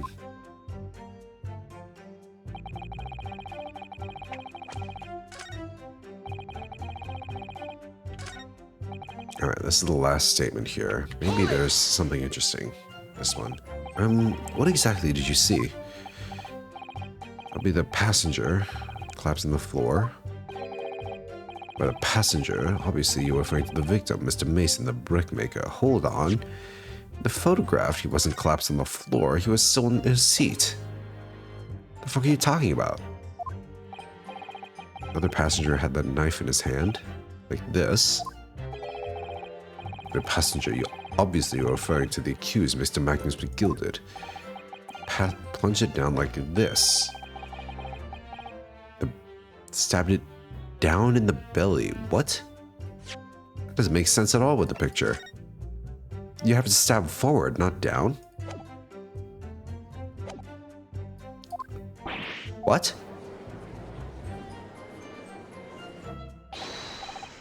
Oh no. Oh, the only one left is the grandma. As the master of the London Guild of Coachmen, the idea of a murder being committed in one of the city's carriages is utterly abhorrent to me. I wouldn't be right to make a decision before hearing all the facts, though, I said to myself. Uh-oh, but I've heard enough now. The horse is bolted, as they say. Oh no, please. Gee up now, Silverblaze, the finish is in sight. Oh my god. These guys are useless. You guys told me they would be biased, but I didn't think they'd be this biased. Beppo is a long-standing member of the guild, and I trust what the man says. Oh, thank you, sir. You're too kind, sir. This is too unkind, sir. Which now means that 5 jurors agreed to condemn this man.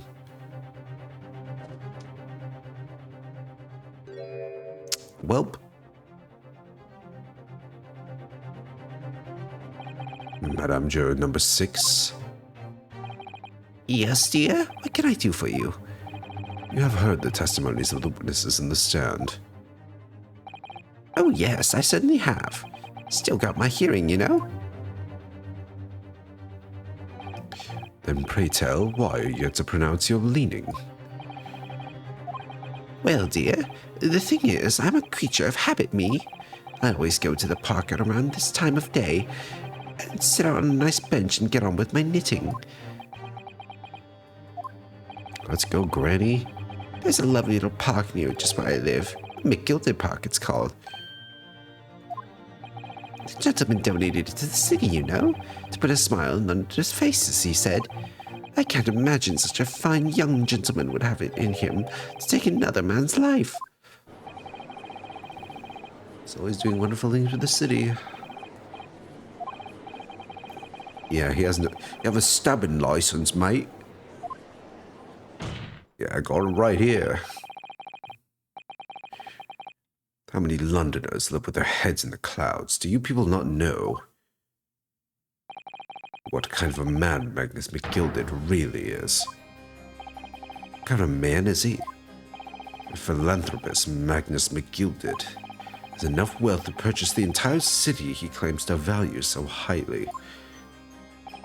Where did all that wealth come from?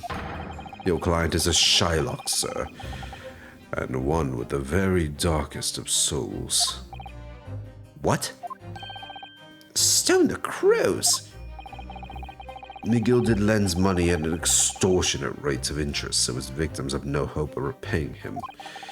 When they default, he takes possession of everything they own. He's a vulture that preys on the weak. I've never heard any mention of that before. Your faculties haven't deserted you, I'm sure, madam. So, has this thought not crossed your mind? Would a man wealthy enough to buy London in its entirety not have a carriage of his own? What possible reason could this man have had to make use of a public omnibus service? You're not saying that the victim, a poor brickmaker, had next to nothing to his name, save considerable financial liability. Will come as no surprise that his creditor was the accused, Magnus McGilded.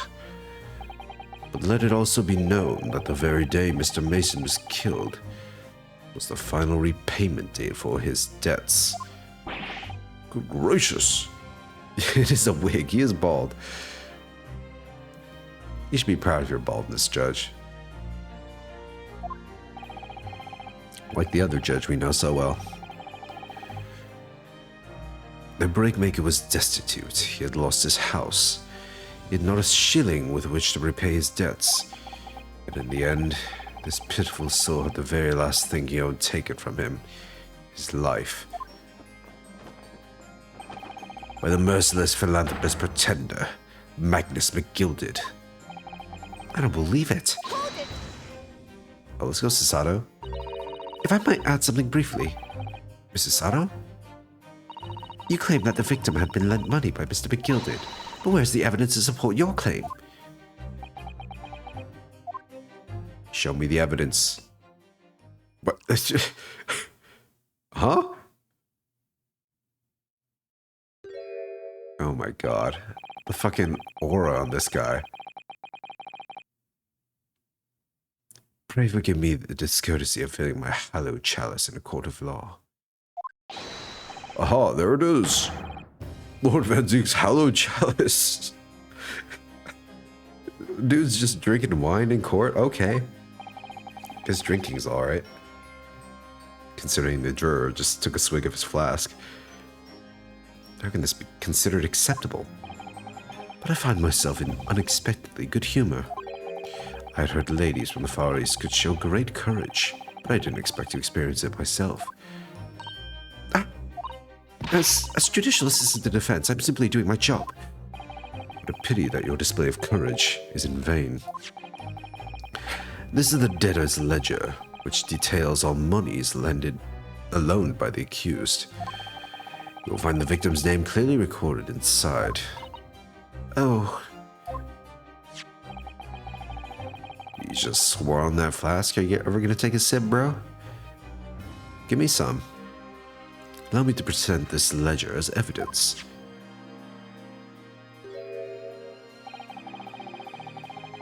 And pray forgive the discourtesy of raising my chalice in a toast to the enigmatic East at the same time. Marvelous toast, counsel. I will gladly accept this new evidence.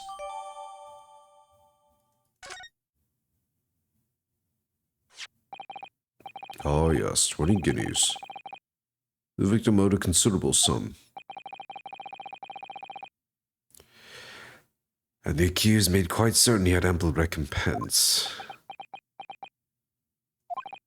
Well, it would seem I've had the wool pulled over my eyes. Regrettably, madam, that is the modus operandi of the accused. And it's such a pretty little park, too. What a scoundrel. Uh-oh. Still. Not Granny. Maybe it's all for the best. Wait a minute. Let's think about this a little more before. I don't stand for nonsense. Uh-oh. Uh-oh. Fucking blew up. Oh my god. I'm dead. That was it. The last juror's decision.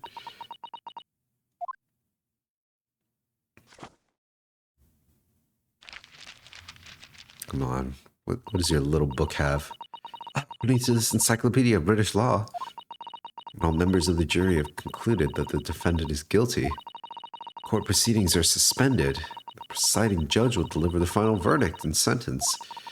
That's what it says here. The final verdict. It's over then. Oh. Oh? There's a footnote, though. Footnote? However, the defense... All 6 members of the jury are now in agreement with this case.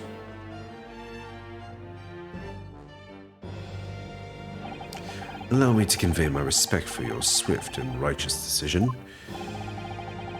According to the laws of this country, I will now conclude your trial by delivering my final verdict. Trust there are no objections. Objection! Wait, I do have an objection. Mrs. Sato, just tell me one thing. Oh, yes? You were in the middle of saying something before. The footnote in your Encyclopedia of British Law. However, the defense... What did it say next? Oh, yes, of course. One moment. When all members of the jury have concluded that the defendant is guilty, court proceedings are suspended and the presiding judge will deliver the final verdict. Yeah, the next part. The defense has the right to demand a summation examination of the jurors at this point. A summation examination? A summation examination? Objection! A summation examination. In which century has that tome you have there been resurrected? Ah. Judging from the binding, I would say that book is at least 50 years old. Any modern text on British law wouldn't even give such an antiquated procedure a mention. It's a relic, long forgotten, and certainly no longer practiced. But not outlawed. So you're out of luck. Oh. What even is it, Mr. Sato? This so-called summation examination. Oh, one moment, and I'll read about it.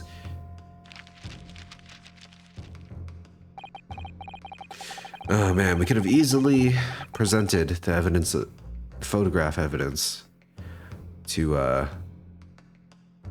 Beppo, but the jury had to fucking step in.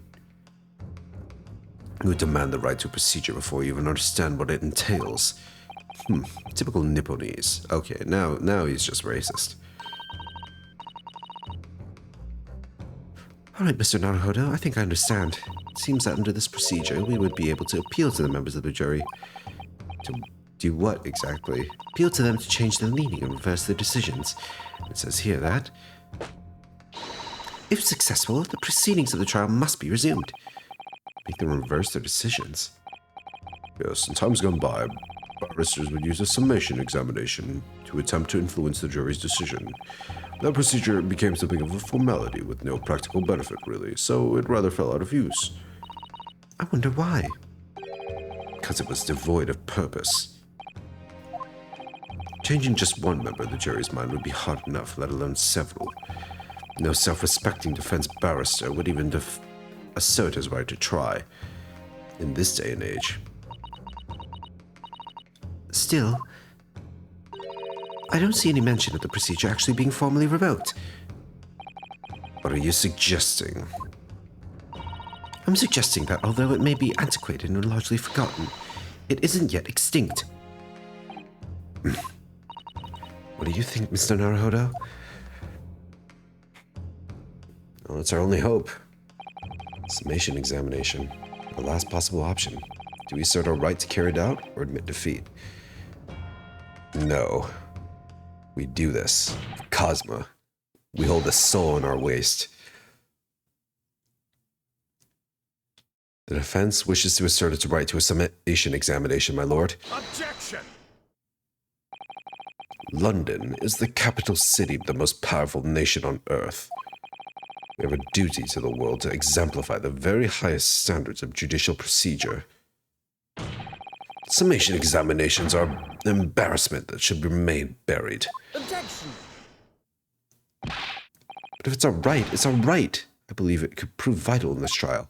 The defense's petition is perfectly valid. Court will proceed with the summation examination. This is madness. Foreman, are you and the remainder of the jury ready? I'm not, there was no mention of this in the letter I received, you see, so... All members of the jury will be asked to explain on what grounds they have reached their decision. On what grounds? You must all justify your decisions and explain why you believe the defendant to be guilty. Well, my lord, you're rather putting us on the spot. This is most irregular. No mention was made of this before. I don't really hold with all this justifying lark. Nothing. Seems to have that seems to have thrown their jurors off. Yeah, they're just fucking lazy. Seems none of them have experienced this before. Alright then. Summation examination. Defense procedure no practicing lawyer has attempted for years, is it? Might be the opportunity we've been looking for. Let's do it. Ladies and gentlemen of the jury, the court hereby calls upon you to state the grounds on which you find the defendant, Magnus Begilded, guilty of this most serious crime.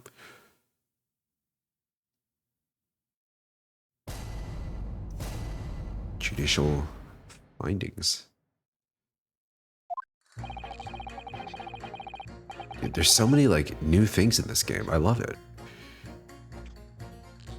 There's no one else inside the carriage at the time, so it has to have been him. I trust the driver. He has an excellent memory, it seems. 4 passengers, which fares totaling 20 pence. Oh, wrong. Wrong. Mister, you're dumb, you're stupid, and wrong. I've simply typed and collated all the statements made thus far and drawn the logical conclusion. You can trust the guild. Fair fares is our motto. We haven't raised prices above 4 pence for years. Above 4 pence? What the fuck? If it's not above 4 pence, there's only 4 guys in the bus. Okay, there's 2 problems. Scoundrel stabbing that poor man on the floor. Also wrong. He was stabbed on the chair. Okay. This seems easy enough. Starting to wish I hadn't pushed for this now. Some of the jurors don't seem to have wonderfully formed arguments, though, do they? Well, let's see what we can do. We need to get these 6 people to change their minds. I have to throw everything I can at them and use some very persuasive language. Just a moment, Mr. Naruhodo. According to my book, that's not quite how it works. Oh? Thought I was going to have to thaw their icy minds with some heartwarming rhetoric about the defendant. Unfortunately, once the jurors have decided the defendant is guilty, they're unlikely to heed anything the defense says. But then, they reach their conclusions by their own reasoning, you see. Your pleas will sound like excuses. In fact, it could recoil on you. The more you try to persuade them, the more entrenched they may become. What on earth am I supposed to do? Oh dear, I'm just citing what I've read about British law, Mr. Naruhodo. Right, I'm sorry. Do you have any idea how to make this work then? Well, from what I can understand, the key to this procedure is using the jurors' own words to make your arguments. What do you mean? Well, the 6 members of the jury are randomly selected members of the public. They may appear to present a united front, but the truth is, they're complete strangers who just happen to find themselves here in the courtroom together. And that's the way to break them down, you mean? Yeah, make them fight. Yes, exactly. We must listen very carefully to what each member of the jury says. See if we can identify any contradictory statements. We can let them contrast the statements and pit the corresponding jurors against each other. See, so it's contradictions in what 2 or more jurors say that we're looking for. In a way, then, this is similar to a regular cross-examination. Oh, yes, I suppose you're right. Find contradictions in their statements.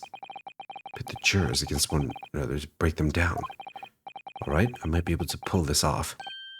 No, that's not quite right. I have to pull this off. Can we start proceedings, counsel? I would ask you to take the stand for this. I'm expecting a clear and concise rebuttal. Yes, my lord. Here we go. Jury examination. The defense's rebuttal.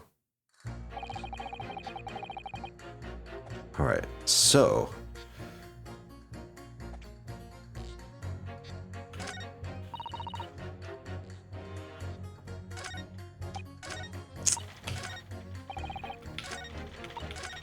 I can press everybody. Seems. No one inside the carriage at the time.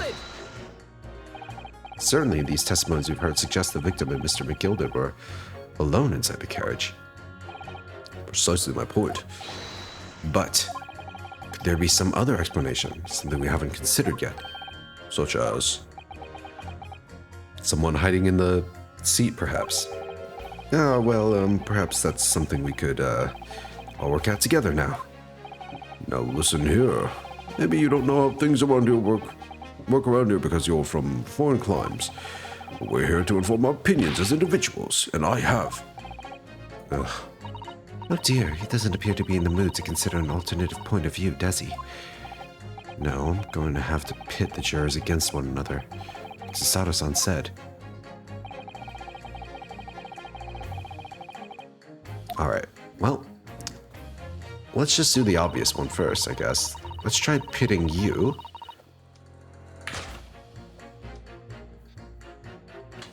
against you. You haven't raised prices above 4 pence per years.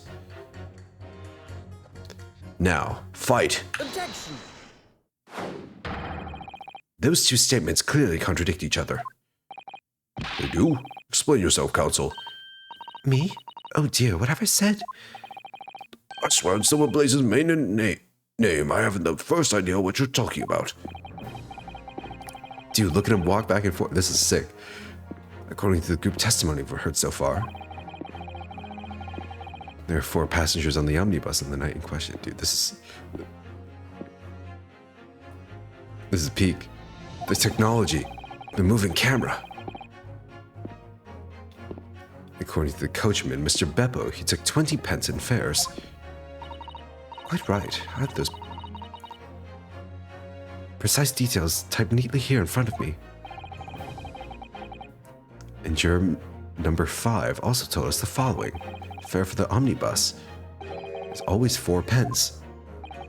That it is, a fair and convenient single price, just the way London's carriages should be operated. That doesn't add up at all. The math's not mathing. In fact, it leaves a glaring discrepancy in the facts. Why, man, why? 4 passengers paying 4 pence each. If you do the multiplication, it would be 16 pence. Exactly. As I said, it doesn't add up. The figures are different. By 4 pence, in fact, precisely 1 person's fare. 1 person's fare? Dude, the slam. He's learning to slam. They really upgraded everything. They really did.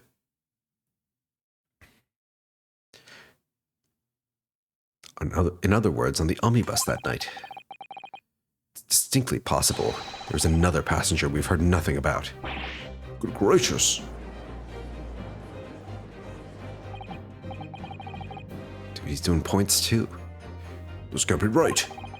Coachmen of the Guild are good, honest men. One and all, trustworthiness is our watchword. The figures your coachman claims most certainly do not add up.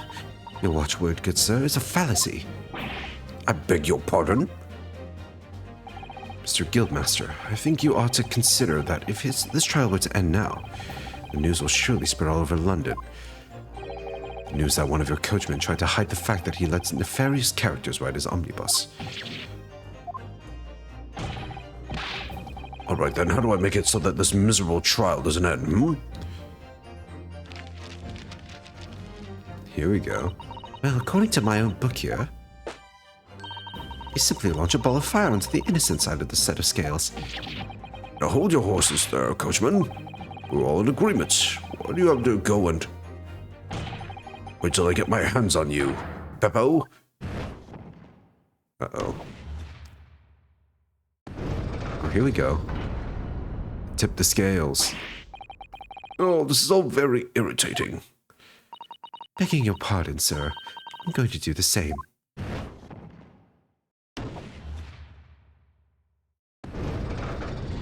Let's fucking go. Let's go, maid girl. Love of Mike, not you as well. Penny can be the difference between a smile and a tear, after all. Certainly can't put my trust in someone who doesn't follow my exacting standards in financial matters. Oh, really? I, for one, think it's only proper that we hear from the witnesses again. Oh, well done, Mr. Naruhodo. You did it. We can manage to change 2 more jurors' minds. We can force the trial to continue. 2 more, actually. There is something else that's bothering me about a couple of their assertions. And that's where you must strike next. So we need to pit 2 more jurors against each other and show there's another contradiction in their assertions. Exactly. You can do it. Well, the scales of justice have shifted, but they still weigh heavy on the side of guilt. Counsel, you have the floor again. Continue with your summation examination. Changing my leaning to innocent. Yes. False. Or rather, it could be true, according to the picture, but it does not align with this. Objection! Those two statements are completely contradictory. What? Explain, Counsel, post haste. Oh, dearie me. I was only needing a jumper for my other half. What's all this claptrap? What does contradictory even mean, I ask you? Oh, he is stupid. We've heard from more than one witness. They all allegedly saw the actual moment when the defendant stabbed the victim. Now, out of curiosity, juror number 3? What? Can't you see I'm busy here?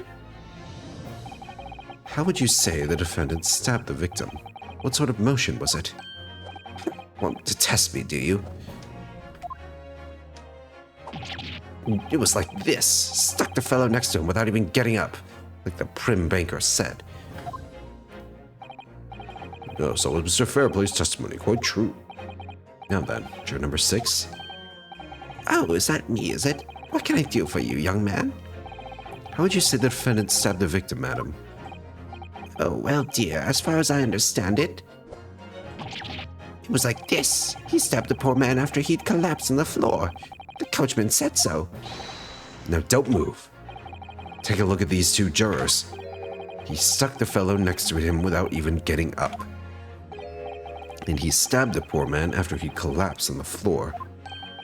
Well, I'd never. They're stabbing in totally different directions. What? Bless my stitches. What a muddle. What this tells us is that there's a strong possibility one of the witnesses isn't telling the truth. Oh, but why? Why the dickens would they lie? I don't know that yet, but what I do know is that if the trial ends at this point, we may never find out. We may never know the real truth. Ladies and gentlemen of the jury, can you really let that happen in all good conscience? Lies, you say? Oh, dearie me. I can't abide people telling lies. Yeah. Tip the scales in our favor. The scales? I don't believe it.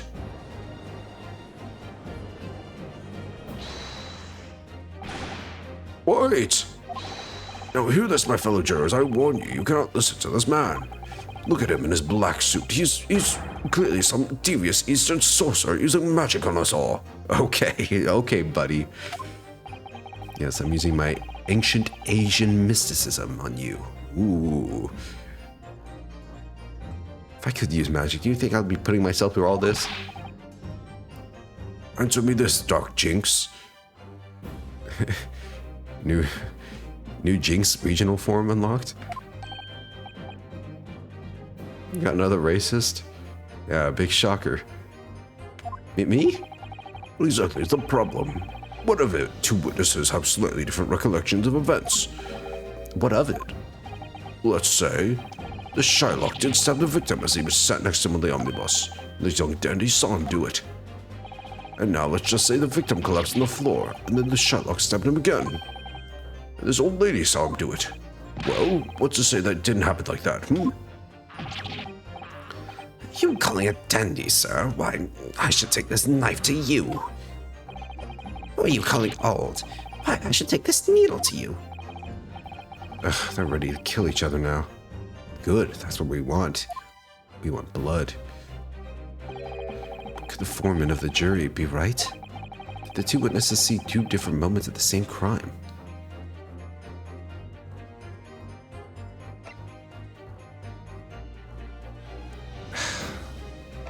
What if they saw it at different times? But for now, with the current evidence, we have to say it's out of the question. My current theory about this is that maybe they are telling the truth. However, this is a mystery of perhaps a passenger disappearing.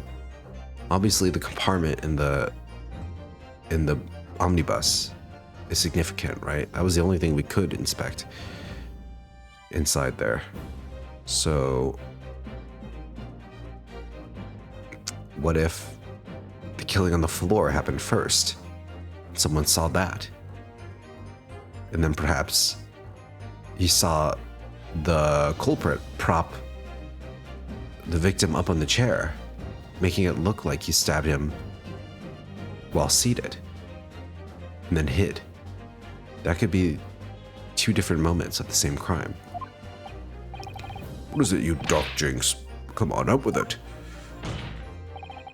What you're suggesting is impossible. It's out of the question. What are you talking about, man? How can you possibly say that? You do realize that I'm only doing my job. Foreman of the jury have a responsibility to steer everyone in the right direction. Well, your direction is wrong, sir. Where's your evidence, man? Tell me what. That's what we want to see. I say the two witnesses saw two different moments of the same crime. You say that's out of the question? Show me some proof. It's like the only way I'm going to convince him is to present him with something he can't dismiss. Some irrefutable hard evidence. As you wish. What? I'll give you the proof. It's out of the question that the two witnesses saw two different moments of the same crime, as proven by...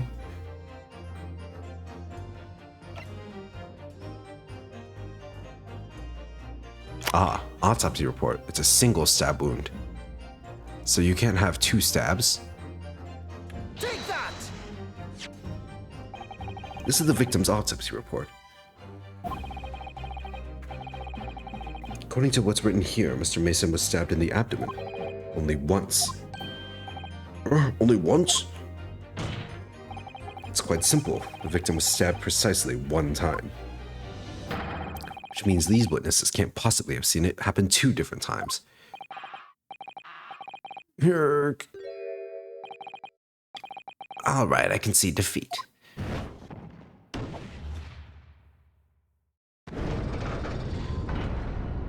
Yeah. Wait, that means 4 jurors are now leaning to not guilty. We've done it, Mr. Naruhodo. We've won. Oh, look at her pose.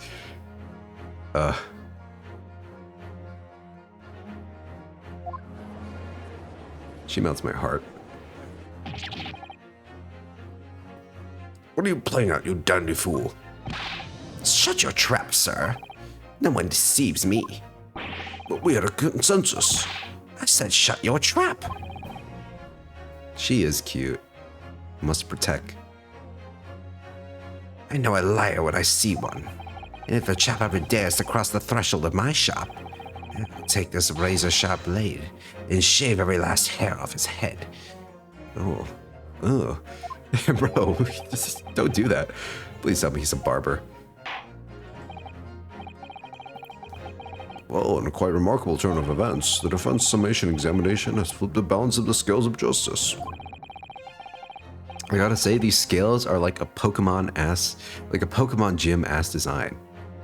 You know? Yeah, that dude is, I wouldn't want to go to his shop. No matter what he's selling. Accordingly, there is no longer a large enough majority among the jury for me to adjudicate. The trial must continue. Pog. He's still licking his blade. I hereby ask the defense, prosecution, and witnesses to return to their places. And I call upon all of you to continue to pursue the truth.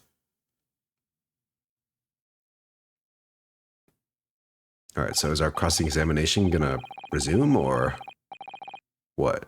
So, Lord Van Zeeks, continue to substantiate the case for the prosecution, if you please. Yeah.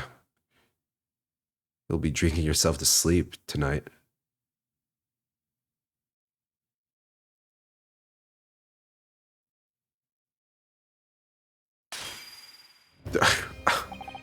Excuse me? You fucking broke your hallowed chalice. Wasn't that like special to you?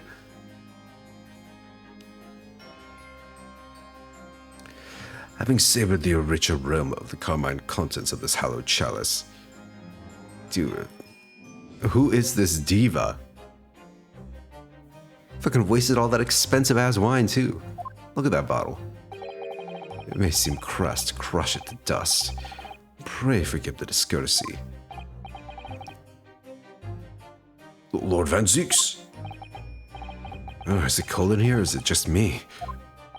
And his gloves stay white. He's just that guy. As your antiquated tome no doubt says, the prosecution may not speak during a summation examination. So I honored a deathly silence and listened to the charade. It seems I overestimated the intelligence of the jury. Well, no matter. There's nothing so hard to prove as self-evident truth, it would seem. No, why else would we grace the courtroom with our presence, after all? So, let us proceed to the next round of battle. Oh shit, the cloak's off. Bring forth the witnesses once more.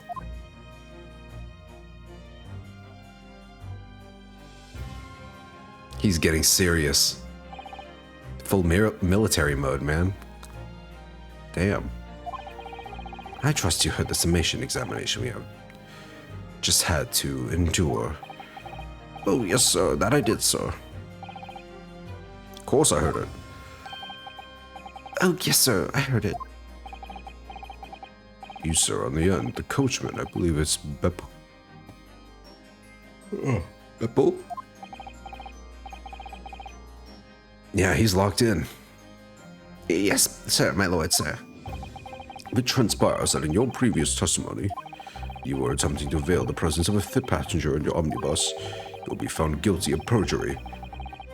You are advised to bear that in mind, sir. Oh mio Dio. Mio Dio?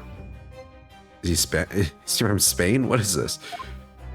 Or is he just like, is that what they say? If you're like Catholic. I don't know.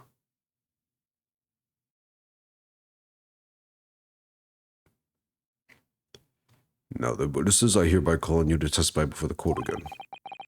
Explain the various misgivings brought to our attention by the defense's summation examination.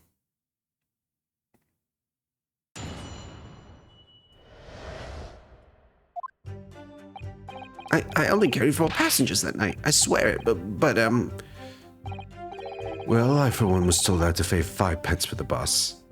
Really? he fiddled us in the fare, he did. And then I saw that blood-curdling sight as well. It's all too much.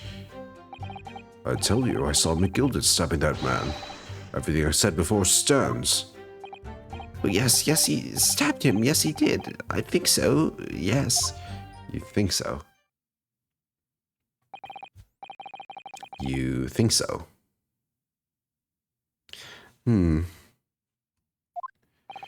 The phantom 5th passenger conjured into existence by my learned Eastern friend never existed.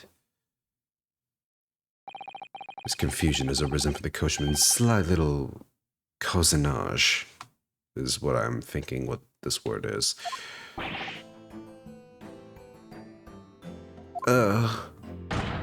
Beppo, explain yourself. I'm terribly sorry, Guildmaster. Guild's fare is 4 pence across the board, you know that. Am I to understand that you've been overcharging our passengers by a penny a fare? It's so cold, and the last run of the day is always half empty. You have been dishonest, coachman. Oh, I'm sorry. You're a disgrace, Beppo. A disgrace. And your selfish actions have brought dishonor on the entire guild. If I may, sir, I had to pay 10 pence on the bus just last week. What? 4 passengers at 5 pence each is, yes, 20 pence. I've done the arithmetic 10 times already, but I just can't make the result come out differently. She's trying so hard. No, that figures.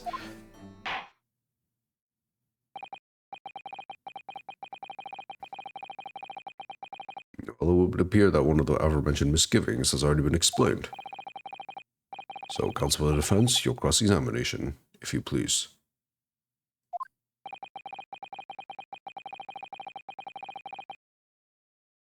I've already had the pleasure of a protracted examination today. I see you intend to continue the parlor games. Absolutely. Alright, the parlor games will continue in the next stream. It's a little past 1 right now, and I need to sleep for tonight, so we'll be taking a break here.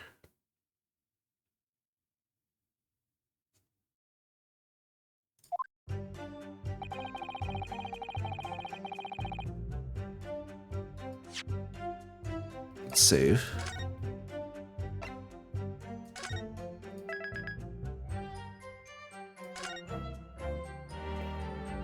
Adventure of the Runaway Room.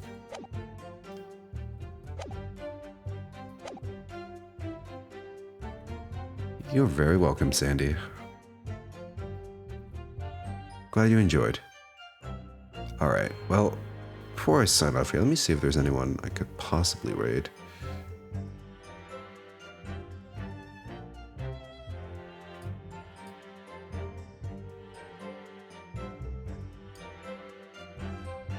Oh? There is Tiali. Alright, I'll send you guys to her.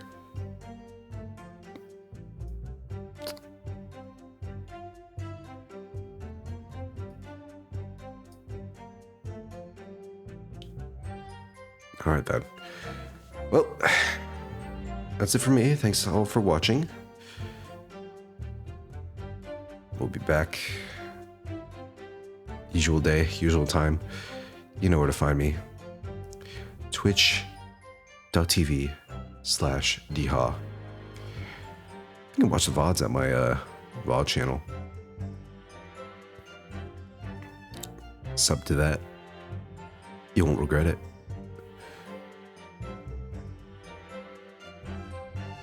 Alrighty, well, have a great rest of your night. Take care of yourselves, stay safe, and be well. See y'all later.